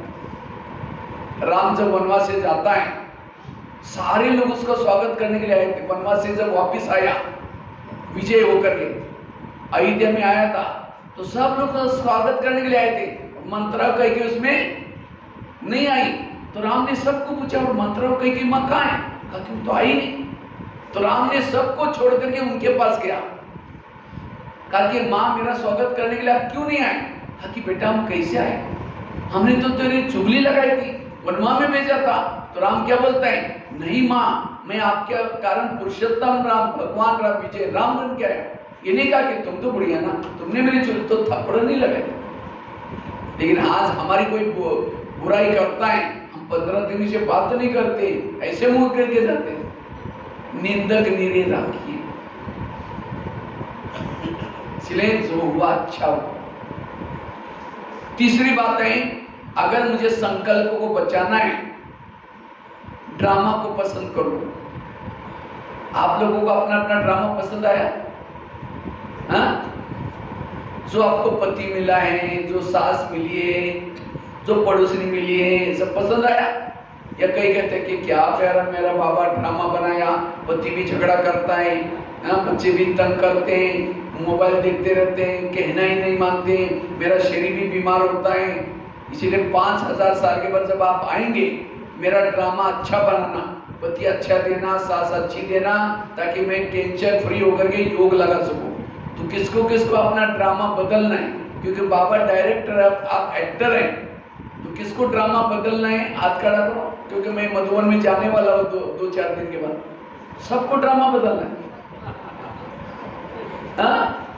दोबारा हाथ खड़ा करो, काफी सारे ड्रामा बदल, अगर ड्रामा बदल देंगे, इस पति के बजाय कोई अच्छा पति रखेंगे और आपको ब्रह्मा कुमारी कोई बुलाएंगे तो आप ज्ञान में आएंगे नहीं, जब ज्ञान में नहीं चलेंगे तो सतयुग में नहीं जाएंगे, ये भी ड्रामा बदल जाएगा, फिर सतयुग का कैंसिल हो जाएगा, फिर अभी नहीं बदलना है। तो किसको किसको पसंद है वो हाथ खड़ा करो, जिनको ड्रामा पसंद है, मरा हुआ है। अगर पसंद होता तो सीधे आता ऐसे होनी चाहिए दोनों भी। हाँ, दोबारा हाथ खड़ा, बहुत अच्छा, क्योंकि ड्रामा कल्याणकारी है। हमें घर को नहीं छोड़ना, पति को नहीं छोड़ना, उसी गली में रहो, उनके साथ रहो, उनके बच्चों के साथ रहो, अपनी सोच को बदलो, नजर बदलो तो नजारे बदल जाएंगे। वैसे तो हम 3 बाप के बच्चे, बाप कितने हैं 3, लेकिन माँ कितने हमारी, माँ कितने हैं, कोई 1 कोई 2 कोई 3, क्या है 4 माँ है हमारी मुख्य। एक है ब्रह्मा, दूसरे हैं मम्मा, तीसरे हैं लौकिक माँ, चौथी है ड्रामा। और माँ तो माँ होती है, माँ बच्चों का बुरा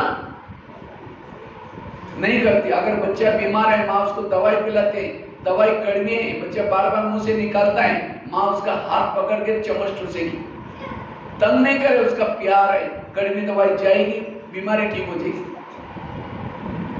इसी तरह ड्रामा भी हमारी माँ है, हमें कड़वी, कभी कभी कड़वी बातें भी हमारे पास आती है, उस सब बातों को डाइजेस्ट करो, ड्रामा को पसंद करो, क्यों क्या नहीं करो। मुझे लगता है मधुबन में लास्ट में जो मुरलियाँ चली है, गुलजार दादी के तन में शिव बाबा की मुरलियाँ क्या चली, एक एक मुरली में 40 बार 50 बार शब्द आते थे 2016 और 17। वहाँ ड्रामा, वहाँ बाबा, वहाँ बाप के दिल में बच्चे, बच्चों के दिल में। तो कई भाई भी नहीं आजकल कहते थे आजकल ऐसी मुरली क्यों चल रहे, वाह वाह, टोटल ब्रह्मा कुमारी का ज्ञान का सारा वाह वाह। कोई गाली भी दे क्या बोलेंगे, वहाँ ड्रामा, आवाज ही नहीं निकला, दोबारा बोलेंगे, कोई गाली देगा तो क्या बोलेंगे, वहाँ ड्रामा। कोई झगड़ा करे आपके साथ क्या बोलेंगे, वहाँ ड्रामा। कोई आपकी निंदा करे क्या बोलेंगे, वहाँ ड्रामा। कोई माताजी का पति शराब पी करके पिटाई करे तो चुप ही हो गए, हाँ अभी तो चुप ही हो गए।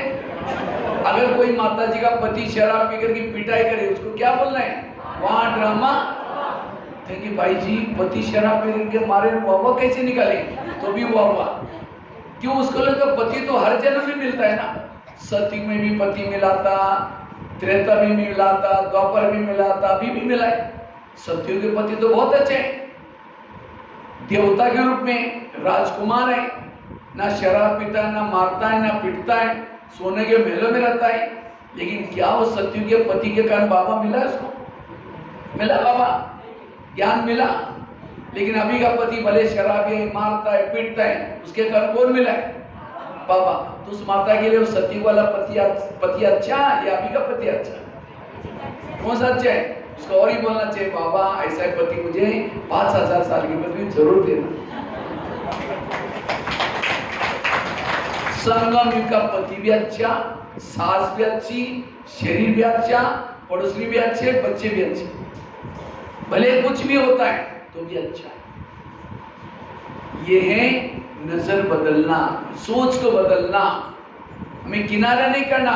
इनके कारण मुझे क्या क्या मिला है, सतयुग का पति तो दिल्ली में रहता था, कुंज गली में, और संगमी का पति कहाँ रहता है, मध्य प्रदेश के राजगढ़ जिले में पचौर में, तो पचौर वाला अच्छा है या कुंज गली वाला, दिल्ली वाला अच्छा?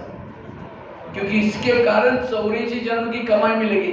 वो सत्यु का पति भी इस पचौर के पति के कारण मिला है। उसने ज्ञान का सहयोग, आने का सहयोग दिया, धन की सेवा करने का सहयोग दिया, उसके कारण आपको मिला। इसीलिए संगम युग का सब कुछ अच्छा। यह है सोच को बदलना। सतयुग में भी शरीर मिला था, कंचन काया था, लेकिन क्या उस आंखों से बाबा को देखा था? सतयुग की आंखों से क्या उससे मुरली सुनी थी? उस सतयुग के कानों से क्या उस सतयुग के मुख से क्या किसी को ज्ञान सुनाया था? क्या उस हाथ से कर्मना सेवा की थी? उस सतयुग के दिल के अंदर बाबा बाबा धड़कने रहती थी, वहां ज्ञान ही नहीं था, लेना ही देना नहीं है। उस शरीर के ऊपर भगवान की नजरें पड़ी थी। वो शरीर क्या काम का जिसने भगवान को ना देखा हो, भगवान के माँ बाप के ना सुना हो, भगवान की नजरें ना पड़े हो। इसीलिए संगम युग का शरीर कैसा भी है, भले बुजुर्ग है, काला है, बीमार है, तो भी हुआ। और इसी संगम युग की शरीर की हर जन्म में द्वापर युग में मूर्तियां बनेगी, स्टैचू बनेंगी, लोग पूजा जाएंगे इस शरीर को। इसलिए शरीर की वैल्यू समझना, इसलिए ड्रामा को पसंद करो। वाह ड्रामा वाह। यह है पॉजिटिव सोचने का तरीका। नहीं तो हमको मेरा पति है, ये है, वो है, कितना मेरा सोचते रहते हैं। इसलिए सोच को बदलो, विचारों को बदलो, हमेशा पॉजिटिव बनो। सत्यों का शरीर है गोल्डन और संगम का शरीर है डायमंड। तो गोल्डन भारी है, डायमंड भारी है? डायमंड। इसलिए सत्युग में भी बच्चे मिले थे, वो कभी मोबाइल नहीं देखते थे, कहना मानते थे, राजकुमार थे, लेकिन उन बच्चों के कारण बाबा थोड़ी मिला है। और सत्य संगम युग के बच्चे भले मोबाइल देखते हैं, कहना नहीं मानते, कौन मिला है? बाबा मिला है बच्चों के कारण। इसलिए ड्रामा को पसंद करो। और संगम युग में महान भाग्यशाली कौन है? जिनके जीवन में विघ्न ज्यादा है, समस्या ज्यादा है, प्रॉब्लम ज्यादा है, वो बड़े भाग्यशाली। कुंती के सामने कृष्ण गया, कहा कि तुमको भक्ति का फल मैं क्या दूं? आज तुम जो भी इच्छा हो मांगो, सोना चांदी जो भी। तो कुंती क्या बोलते? मुझे सोना चांदी कुछ नहीं चाहिए, मुझे जीवन में समस्या चाहिए। तो कृष्ण कहते तुम क्या मांग रहे? तथास्तु, तुम्हारी जो भी इच्छा पूर्ण हो जाए। फिर कहा कि तुमने समस्या क्यों मांगी? कहते समस्या होगी, आप सदा मेरे साथ में रहेंगे और आप मेरे साथ में रहेंगे, यही मेरा सौभाग्य है। चिरारण हुआ, उसके बाद लाक्षाग्रह हुआ, कितनी समस्या, लेकिन हमेशा कृष्ण साथ में, और इसलिए विजय बने। इसलिए समस्या से घबराओ नहीं। कभी कभी बाबा, समझो कोई माता को पति तंग करता है, तो जब पति तंग करेगा कौन उसको याद आएगा? बाबा याद आएगा। और जिन माताओं को पति तंग नहीं करता, बहुत प्यार करता है, उन माताओं का योग किसे लगाए? पति से। कभी कभी बाबा मुरली में बांधेली माताओं को याद करता है, बांधेली माताओं का पद ऊंचा है। क्यों? जब पति तंग करता है, परेशान करता है, उसको दिल से बाबा याद आता है, इसलिए पद ऊंचा है।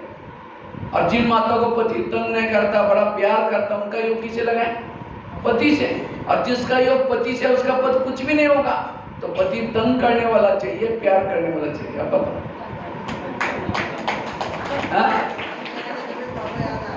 जितना तंग करेगा विघ्न आएगा, बाबा याद आएगा।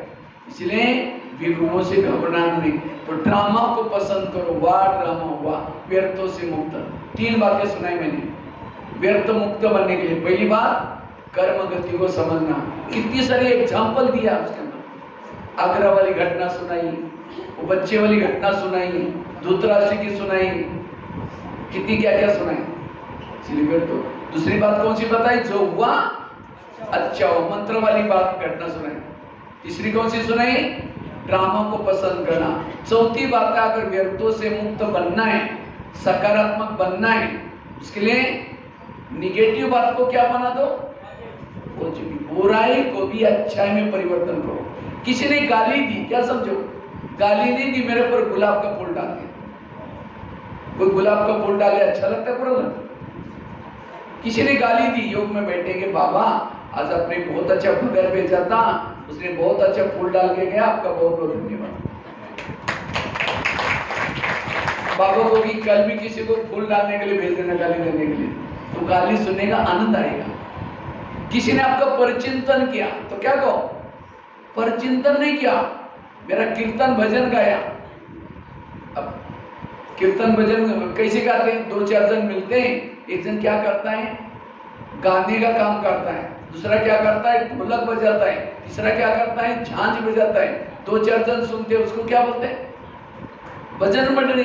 तो परिचिंतन में भी क्या होते हैं, दो चार जन इकट्ठे होते हैं, ये करता वो है ऐसी, दूसरा कहता हाँ मेरे साथ भी ऐसा किया, तीसरा कहता हाँ ऐसा होता रहता है, तीन चार जन इन बातों को सुनते हैं, इसको क्या बोलते हैं, परिचिंतन। जो संगम में आपकी बुराई करेगा वो है ऐसी, द्वापर युग आएगा, आपकी मूर्तियां बनेगी, मंदिर बनेगा, उस मंदिर में 4-5 लोग आएंगे, जिसने कहा था कि वो है ऐसी, वो क्या बोलेगी, ये देवी तुम बड़ी महान हो। जिसने हाँ में आया था पीछे से ढोलक बजाएगा, तीसरा बीच में हाँ बोलता है वो ताल बजाएगा, और जिन्होंने सुना था वो भजन सुनने वाले बनेंगे। तो भगत चाहिए क्या नहीं चाहिए? तो बाबा को बोलो कि बाबा आज आपने बहुत अच्छे भजन मंडली भेजी थी, उन्होंने बहुत अच्छा भजन किया, कल भी किसी को भेज देना, कोई डिस्टर्ब नहीं, कोई भी बातों में डिस्टर्ब नहीं। ये है अवस्था पर व्यर्थों से मुक्त। समझो आप यहाँ आए, अब यहाँ से घर में जाएंगे, जाते ही लोग बोलेंगे कमाल है, आज तो सारा दिन वहीं जाकर के बैठे हो ओम शांति में, वहीं जाकर के वहीं खाओ, वापिस आओ नहीं घर में। अब ये बातें सुनते तुरंत क्या हो जाएगा, गुस्सा तो आएगा, निगेटिव संकल्प चलेंगे, आप नहीं चाहते कि आप ये दिन क्या हुआ, तो पहले से पक्का करके जाना, अब मैं घर में जाऊंगी, जाते मेरी पूजा हो जाएगी। अगर कोई देवी की पूजा हो तो देवी क्या करते हैं, आपको भी कोई बोलना शुरू करेगा, आप भी क्या दो आशीर्वाद, मतलब आशीर्वाद दो, और चिढ़ जाएंगे, बड़ी देवी बन के आईने शक्ल गया नहीं देख ले आईने में, मन से तो कि बाबा इनका कल्याण करना, आज हम कितनी अच्छी अच्छी बातें सुन के आए, आज तो मेरा दिमाग ही हल्का हो गया, सारे मेरे क्वेश्चन खत्म हो गए। अगर ये भी उस सत्संग में आते हैं, ज्ञान की बातें सुनने के लिए आते हैं, उनको भी कितना गुस्सा आता है, कितना डायबिटीज है, कितनी दवाई खानी पड़ती है। आप बोल रहे हैं, वो बोल रहे हैं, आप चुप है, उनको लगेगा ये ब्रह्मा कुमारी का ज्ञान का कुछ असर हो गया, निगेटिव को। एक महाराष्ट्र में एक संत थे, महाराष्ट्र में एक संत थे जिनका नाम था तुकाराम महाराज। तो तुकाराम महाराज विठ्ठल की भक्ति करते थे, तो भक्ति करते थे, तो गली के लोगों ने उसको भक्ति करने के लिए मना किया, तभी छोड़ा नहीं। तो एक दिन सभी लोगों ने सोचा इनका हम अपमान करेंगे, तो सवेरे सवेरे क्या किया, वो संत को पकड़ लिया, वो मंदिर में जा रहे थे, तो 10-12 लोगों ने पकड़ लिया, और पकड़ करके उसके गले में बैंगन, टमाटर, आलू, मटर, मिर्ची, नींबू, इन सबको इकट्ठा करके माला बनाया और माला पहनाया, सब्जियों की माला। उसके बाद उसका मुंह काला किया, उसके बाल उतार दिया, उसके ऊपर हल्दी का लेप लगा दिया, उनको एक गधे पर बिठाया और गधे को पकड़ करके गली गली में घुमाया, पूरा बेइज्जती की। इतना ही नहीं, घर के सामने पकड़ के लाया, पत्नी को बुलाया। जब उसकी पत्नी देखते मेरे गरीब के साथ, पति के साथ ऐसा किया, सबको गाली देती। जब गाली देते, तुकाराम महाराज जो गधे पर बैठे थे, सब्जी की माला दिखा करके कहते हैं इनको गाली क्यों दे रहे हैं? ये लोगों ने अपने लिए 8 दिन के लिए सब्जी ला कर दिया और कहा इनको गाली मत देना। जब हमारी शादी हुई थी, बाराती नहीं निकली थी, ये लोगों ने पूरी गांव में हमारी बारात निकाल के दिलाई, इन बाराती वालों को चाय पानी पिलाना और कहा इनको गाली मत देना। जब हमें घुमाने के लिए, मुझे घुमाने के लिए लेके गए थे, धूप बहुत तेज थी बाहर, और तेज धूप में लोगों ने पाँव में कुछ नहीं पहना था, सबके पाँव में छाले फोड़े हैं, मुझे कुछ नहीं हुआ, मैं आराम से ऊपर गधे पर बैठा और कहा इनको गाली मत देना। जब मुझे घुमाने के लिए लेके गए थे, मेरे शरीर में बहुत फोड़े आए थे, मैंने बहुत दवाई किया था, 1-2 महीने से दवाई कर रहा हूं, ठीक नहीं हुआ। ये लोगों ने मेरे बाल उतार करके उसके ऊपर हल्दी का लेप लगाया। हल्दी तो एंटीबायोटिक का काम करते, अब ठीक हो जाएगा। बुराई को क्या बनाया? ये है जीवन जीने की कला। बुराई को क्या बना दो? व्यर्थों से मुक्त। और तब आपके थॉट समर्थ बनेंगे, सहन शक्ति आएगी, और तब आप संपन्न बन सकेंगे। संपन्नता का आधार है व्यर्थों से मुक्त बनना।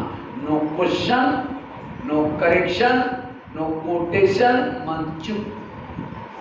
जिसका मन चुप है वो ज्ञानी है। जिसका मन चुप है वो भ्रुकुटी के आसन पर बैठता है, आत्मानुभूति करता है, परमात्मा अनुभूति करता है, वो संपन्न बनता है। इसलिए व्यर्थों को बिल्कुल हमें खत्म करना है। उसके लिए मैंने आपको 4 बातें सुनाई। पहली बात बताई कर्म गति, दूसरी बात बताई जो हुआ अच्छा हुआ, तीसरी बात बताई ड्रामा, चौथी बात बताई निगेटिव को पॉजिटिव बनाना। 4 बातें। 5वीं बात है व्यर्थों से मुक्त बनने के लिए, अगर कोई कुछ भी कहता है, कोई कुछ भी बोलता है, ज्यादा सोचो नहीं, दिमाग से निकाल दो। जितना सोचेंगे वो बात अंदर जाएगी, वृत्ति में जाएगी, और एक बार वृत्ति निगेटिव बन गई, रात स्वप्न में भी कभी आप उसके साथ बात नहीं कर सकेंगे। निगेटिव सोचेंगे। जैसे पंखा एक बार घूमने से ठंडी हवा नहीं आती, तो क्या होता है? बार बार घूमने से क्या होते हैं? ठंडी हवा आती है। अगर उल्टा घूमेगा तो गर्म हवा आएगी। इसी तरह हमारे पॉजिटिव विचार बार बार सोचने से शांति होती है, निगेटिव बार बार सोचने से निगेटिविटी आती है। इसलिए बार बार दिमाग में निगेटिव को सोचो नहीं। आजकल हम भोजन खाते, भोजन में ताकत नहीं है। आजकल सब्जियों में भी दवाई डालते हैं। वैसे तो हमारे महाराष्ट्र से अंगूर जो आप लोग खाते हैं ना, महाराष्ट्र से ज्यादा आता है, पूरा इंडिया में जाता है। तो हम बचपन में देखते थे इतनी दवाई डालते हैं उसके ऊपर। कभी कभी मुझे लगता था उसके ऊपर से कोई उसका जो रस है दवाई का तो नहीं बन रहा है। अभी मैं इधर हिमाचल में गया था, जो एप्पल होता है, एप्पल का बगीचे से निकाल करके मोमबत्ती को पिघला करके उसको डुबा के निकालते हैं, पतला सा कोटिंग बन जाता है, चमकता है, खराब नहीं होता। और ऐसी चीज आप खाएंगे पेट की क्या हालत होगी। भी मैंने इसी मई महीने में आम लाया था। मुझे असम जाना, दार्जिलिंग सिक्किम जाना था। तो मधुबन में आम आता है अप्रैल के शुरू में, क्योंकि वहाँ मुंबई से नज़दीक से, गुजरात से आता है। तो जब मैं आम की पेटी लाए, शुरुआती होती है उस समय अप्रैल स्टार्टिंग में, तो मुझे आम खाने का थोड़ा ये था। मैं सोचा कि 1 महीने के बाद वापस आऊँगा, तब तक आम का सीजन पूरा हो जाएगा, क्योंकि वहाँ आम दोबारा कम मिलते हैं। तो मैं पेटी मंगाई, खोली तो उसके अंदर 2 पुड़िया पड़ी थी। तो मैंने किसी को पूछा पुड़िया क्यों रखते हैं? उसमें लिखा था खाना नहीं है उस पुड़िया को। तो मैंने सोचा कि क्यों रखते? किसी ने कहा कच्चे आम निकालते, उसमें पुड़िया डालने से पक जाते, उसका रेट ज्यादा आता है शुरू में। और मैंने वो आम को खाया, 15 दिन के लिए मेरे मुंह की टेस्ट ही खत्म हुई। आजकल पैसा कमाने के लिए लोग किसी का हेल्थ बिगड़ेगा क्या होगा कोई नहीं देखता। आज सब्जियों में, हर चीज में आजकल दवाई डालते हैं। अभी किसी ने मुझे कहा, वीडियो भेजा था, एक छोटा सा पपीते की खेती थी। तो एक ट्रक लाया और एक बड़ा सा बर्तन में क्या क्या एक केमिकल डाले, और पपीता कच्चा छोटा छोटा निकाल करके क्या क्या डुबाया उस केमिकल में, और ऊपर से कागज लपेट करके ट्रक भरा। जब तक वो ट्रक सवेरे पहुंचा मार्केट में, बिल्कुल लाल लाल पीला पीला पपीता हो गया। हरेगा रात में केमिकल। और हम सोचते हैं, डॉक्टर कहता पपीता बड़ा अच्छा है, खा लो।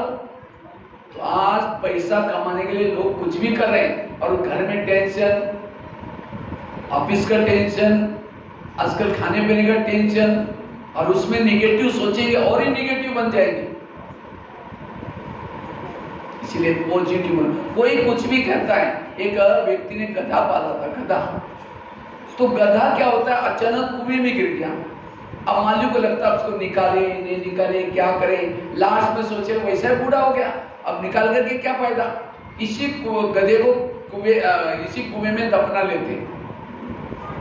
तो आसपास वालों को बुलाया, कहता मेरा गधा कुएं में गिरा है, आप लोग फावड़े लेके आ जाना। तो सभी ने फावड़े ला करके मिट्टी डालना शुरू किया। गधा तो जिंदा था, नीचे से चिल्लाना शुरू किया, कोई सुनता ही नहीं। लास्ट में गधे ने सोचा कोई सुनने वाला है नहीं, चुप हो गया और उसके ऊपर जो भी मिट्टी आती है झाड़ करके नीचे गिराता है। पैर के नीचे ढेर होता गया, एक एक पांव ढेर बढ़ते कुएं से बाहर आ गया। गधा समझदार था। आज इतनी भी आज अक्कल हम सीखेंगे, आज हमारे पर लोग मिट्टी डालेंगे, ये ऐसी है, ओम शांति में जाते हैं, ये कुछ नहीं करती, लेकिन हम चिल्लाते मैं ऐसी नहीं हूँ, मैं बहुत कुछ काम करती हूँ बिना काम के। जितना चिल्लाएंगे और दब जाएंगे। इसलिए कोई कुछ भी सारा दिन बोलता है, रात को सोते समय सारी बातों को झाड़ करके फिर सो जाओ। एक बार झाड़ो, कई कहते भाई जी झड़ती नहीं, बहुत कड़वी बोली, जिसका भला किया उसने बोली। संसार का नियम है, जिसका भला करोगे वही आपका बुरा करेगा। एक दिन एक लोहार था, लोहार क्या कर रहा था, बड़ा सा हथौड़े से कुछ चीज बना रहा था, लोहे को पीट रहा था, तो उसका एक टुकड़ा टूटा और सामने एक सोनार का दुकान था, वो सोनार के दुकान के पास पहुंच गया। तो जैसे वो लोहे का टुकड़ा सोनार के दुकान के पास पहुंचा, तो सोने का टुकड़ा लोहे को क्या बोलता है, क्या बात है भाई, बहुत चीखते हो, आवाज करते हो। तो लोहे का टुकड़ा बोलता है चीखू नहीं तो क्या, तुमको तो पराई मारते, मुझे अपने ही मारते। क्योंकि लोहे को पीटने वाला क्या होता है, लोहे का हथौड़ा होता है, और सोने को कौन पीटता है, लोहे का। कहते तुमको तो पराई मारते, मुझे अपने ही मारते, इसलिए मैं चिपता हूं। इसी तरह आज निगेटिव किसको चलता है, जिसको अपना ही कोई धोखा देता है। आज समझो किसी बच्चे को आपने पढ़ाया लिखाया, काफी मेहनत की और बच्चे को नौकरी लग गई, फिर उसने शादी की, आपको पूछा ही नहीं, बुलाए भी नहीं शादी में, शादी भी की, घर भी बनाया, आपको नहीं बुलाया, तो कितना टेंशन आएगा। सबको कहेंगे मेरे बेटे ने धोखा दे दिया, मेरे को ऐसा किया, बोलेंगे ना। तो आज परमात्मा हमारा पिता संगम में आया, रात रात बैठ करके माउंट आबू में पढ़ाया। बाबा जब शाम को आते थे 4 बजे, कभी कभी 6 बजे आते थे शाम को, और कब जाते थे, सवेरे 10 बजे तक जाते थे। रात रात बैठ करके बाबा ने पढ़ाया, ज्ञान योग सिखाया, और हमको क्या बनाया, देवी देवता।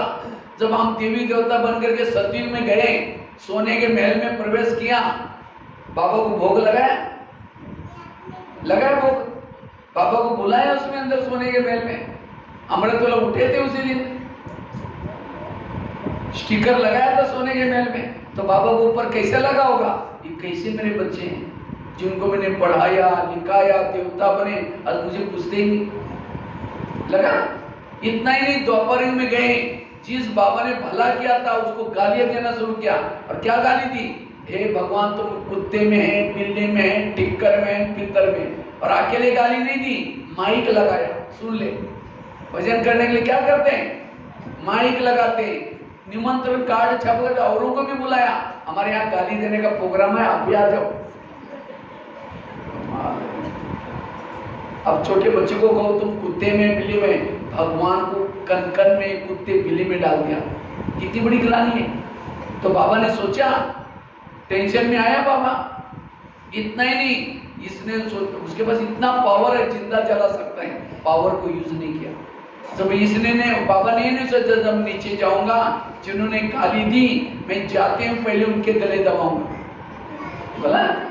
और ये भी नहीं सोचा जब मैं नीचे जाऊंगा इस क्लब में ज्ञान उनको दूंगा, उनको कभी नहीं दूंगा जिन्होंने पिछले बार दिया था और मुझे याद नहीं किया, गाली दी, उनको कभी नहीं दूंगा, इस बार इन नए लोगों को ढूंढूंगा। बोला, ऊपर से आया, गाली देने वालों को गले लगाया, अपकार करने वालों को उपकार किया। इसीलिए वो भगवान है। और आज हमें कोई एक, आपको तो 1-2 गाली देता है, बाबा को सारे संसार ने गाली दी। इसलिए बाबा के अंदर क्षमा का भाव, दया का भाव, करुणा का भाव कितने हैं। इसलिए बाबा कहते बच्चे, जब मैं भी किसी को गाली देने वालों को गले लगाता हूं तो तुम किसी से नफरत क्यों करते हो। इसलिए व्यर्थों से बिल्कुल किसी की भी बातों को, निगेटिव को दिल में नहीं रखो, पॉजिटिव बनो। इसलिए जहां भी रखा है, जैसे भी रखा है, पॉजिटिव बनकर रहो। एक माता थी, रोज अपने घर के बाहर जाती है और ऊपर देख करके कहते हैं, भगवान आपने कितना मुझे दुख दिया, कितना परेशान किया। रोज वो भगवान के ऊपर कोसती रहती। तो एक दिन भगवान क्या करता है, उसके सामने प्रकट हो गया, उसके घर के सामने प्रकट हो गया। जैसे भगवान प्रकट हो गया, कहा कि माता तुम्हारा ज्यादा दुख है ना, तुम अपने दुखों की सारी बातें एक चिट्ठी पर लिख दो और उसी चिट्ठी की क्या करो, एक गठड़ी बना लो और उसी गठड़ी को क्या करो, गांव के अंदर एक बड़ का पेड़ है वहां टांग दो। ताकि तुम्हारा ज्यादा दुख है ना, तुम्हारे जीवन में जो जो परेशानी है, जो दुख है, उसको चिट्ठी पर लिख करके गठड़ी बांधो और उसी गठड़ी को गांव के अंदर बड़ का पेड़ वहां टांग दो। लेकिन उसी दुख बड़ के पेड़ को और भी दुखों की गठड़ी है, तुम्हारा तो छोड़ देना, तुमको जो भी पसंद है एक लेके आना, क्योंकि तुम्हारे दुख में दुख जरूरी है, क्योंकि तुम दुख धाम में रहते हो और दुख से तुम्हारा कल्याण होने वाला है। तो माता बड़ी खुश होगी, अपने दुखों की, परेशानी की सारी बातें चिट्ठी पर लिख दी, चिट्ठियों की गठड़ी बनाई और उसी गठड़ी को लेके जाकर के बढ़ के वहां गांव के बाहर बड़ का पेड़ वहां टांग दिया। लेकिन आपने तो छोड़ दिया, लेकिन भगवान ने क्या बोला था, तुमको जो भी पसंद है वो लेके आना। तो माता जी को लगता है ये लूं या ये लूं या ये लूं या ये लूं, गठड़ियां बहुत थी। तो ये एक हिम्मत करके निकाल करके लेके, जब रास्ते में उसको जब ला रही थी, उसको लगता है जिसकी मैं लेके जा रही हूँ उसका पति कैसा है, सास है या नहीं, पति है तो शराबी है या कैसा है, कौन सी जाति का है, उसको नौकरी है या नहीं, बच्चे कैसे हैं, पड़ोसी कैसे हैं, टेंशन में आई और गई वापिस। और क्या करते हैं, वापिस जाकर के वो छोड़ दिया और अपना ही लेके आती। सबका ध्यान कहीं और था, नहीं तो ताली बज जाती।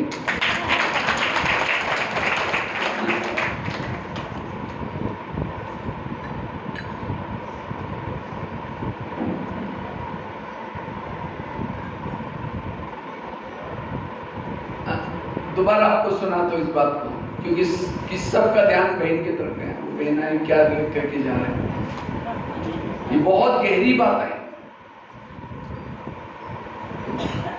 वो माता जी क्या करते हैं, वो अपने वहां से अपना तो छोड़ दिया, लेकिन दूसरे की गठरी लेके आते हैं। जब लेके आते हैं तो रास्ते में उसको याद आता है, जिसका मैं लेके जा रही हूँ उसका पति है या नहीं है, तो कौन सी जाति का है, अब वो शराब पीता है या पति है ही नहीं, या बच्चे हैं या नहीं, उसकी पड़ोसनी कैसी है, तमाम विचार आने लगे। गई वापिस और वो छोड़ करके अपना ही लेके आ जाता, अपना ही दुख लेके आते,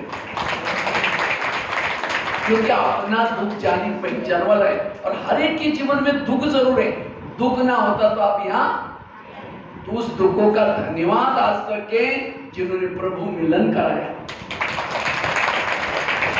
और अभी भी जो आपके जीवन में छोटा मोटा दुख आएगा, वो आपको संपन्नता की तरफ लेके जाएगा, भगवान को और याद दिलाएगा।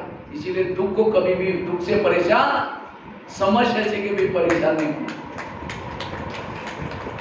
क्योंकि जब वो बातें आती हैं, अगर एकदम सुख चालू हो जाएगा तो हम मस्त हो जाएंगे, अमृत वाला भी मिस हो जाएगा और ये सब भूल जाएंगे।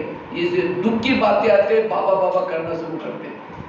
इसलिए जैसा बाबा ने ड्रामा दिया उसमें राजी रहना है, खुश रहना है, कभी भी निगेटिव नहीं सोचना। तो कितनी बातें बताई, 5 बातें सुनाई। पहली बात मैं बार बार रिपीट कर रहा हूँ, कोई भी निगेटिव बातें आएगी, इस 500 में से कोई भी बात याद रखो, आपका मन चुप रहेगा, मन शांत रहेगा, आपकी निगेटिविटी खत्म हो जाएगी। क्योंकि आगे चल करके बहुत बातें आने वाली, पहले आपको बता रहा हूं, ऐसी बातें आएंगी आप कभी सोचा ही नहीं होगा। उसी समय ये बातें काम आएगी। आज इन बातों की कमी के कारण आज दुनिया में कोई सुसाइड कर रहे हैं, कोई किसी को मार रहे हैं। पहली बात कौन सी सुनाई? कर्म गति। उसके लिए आगरा का एग्जाम्पल सुनाया, वो बच्चे की घटना सुनाई, धृतराष्ट्र की सुनाई, भीष्म पितामह की सुनाई। दूसरी बात कौन सी सुनाई? जो हुआ अच्छा हुआ, मंत्र वाली बात सुनाई। तीसरी कौन सी सुनाई? ड्रामा को पसंद करो, वाह ड्रामा हुआ। चौथी कौन सी सुनाई? निगेटिव को क्या बना दो, तुकाराम महाराज की घटना सुनाई। और पांचवी कौन सी सुनाई? कोई कुछ भी कहता है ऐसी बातों को छाड़ देना, गधे वाला एग्जाम्पल। हर पॉइंट में मैंने एग्जाम्पल सुना है। अगर एग्जाम्पल भी याद रखेगा आज का क्लास कभी नहीं भूलेगा, क्योंकि बड़ा बनने के लिए सहना पड़ता है। दही बड़ा खाते हैं यहाँ आप लोग? दही बड़ा नहीं खाते? हाँ, बाबला तो खाते हैं, मैं ऊपर देख क्या है। दही बड़ा नहीं खाते यहाँ? खाते हैं। तो कैसा बनता है दही बड़ा? माता जी जानते हैं दही बड़ा कैसे बनता है? दही बड़े की कहानी आपको सुनाता हूँ। रात को उड़द की दाल को पानी में भिगोते, सवेरे उसको मिक्सी में क्या करते हैं? पीसते। पीसने के बाद एक बड़ा सा पनन लेकर के उसमें फेंटते हैं। कब तक फेंटते हैं? आधा ग्लास में पानी लेंगे, फेंटा वाटा डालेंगे, अगर डूब गया बड़ा ठीक नहीं बनेगा। वो तैरना चाहिए तब तक उसको फेंटते हैं। जब हल्का बन के तैरता है फिर क्या करते हैं? एक कढ़ाई रखते हैं गरम तेल की, उसके अंदर बड़ा बड़ा जो मसाला जो बनाया आटा उसको छोड़ते हैं, बड़ा बना कर डालते हैं। तो गरम गरम तेल को भी सहन करता है, करारा होने तक, लाल होने तक ऊपर नीचे करेंगे। तो क्या क्या सहन किया? पीसा सहन किया, फेंटा सहन किया, गरम तेल को सहन किया। फिर जब बड़ा बन जाता है निकाल करके ठंडे पानी में डालते हैं। ठंडे पानी से निकाल करके जोर से उसका पानी निचोड़ देते। अगर दबाएंगे जोर से उस समय टुकड़े हो जाएगा, मेहमान को नहीं खिलाएंगे, रिजेक्ट। दबाने के बाद भी सहन करता है। फिर प्लेट में रखेंगे, दही डालेंगे, उसके ऊपर इमली की चटनी डालते हैं। इमली की चटनी में भी काला नमक, सफेद नमक, चीनी का बुरा, उसके ऊपर भुना हुआ जीरा पाउडर डालते हैं। फिर लाल मिर्ची डालते हैं, अगर हरा धनिया वो भी डालते हैं। दही बेड़े की प्लेट तैयार, जिसके सामने आता है मुंह में पानी आता है, वाह बड़ा कितना अच्छा। तो क्या क्या सहन किया? पिसा, तला, दबाया, नमक, मिर्ची, खट्टी, मीठी। इसी तरह मुझे भी बड़ा बनना है। कोई पीसते भी रहेंगे, कब कोई फेंटते भी रहेंगे। बड़े को कब तक फेंटा? पानी के ऊपर तैरा तब तक। इसी तरह आपको भी तब तक फेंटते रहेंगे। कई कहते हैं मुझे कब तक तंग करते रहेंगे इस घर में, आप तो बूढ़े हो गए। बाबा कहते हैं कब तब तक जब तक ऊपर नहीं आओगे तब तक। रोएंगे, बड़े नहीं बनेंगे, रिजेक्ट हो जाएंगे। खट्टी, मीठी, तीखी सारी बातें आएंगी। जो सहन करता है, सहन शक्ति बड़ी बहन है, बाकी शक्तियां उसकी छोटी बहन है। जिसके पास सहन शक्ति आती है, सारे गुण और शक्तियां उसके पास आएंगी।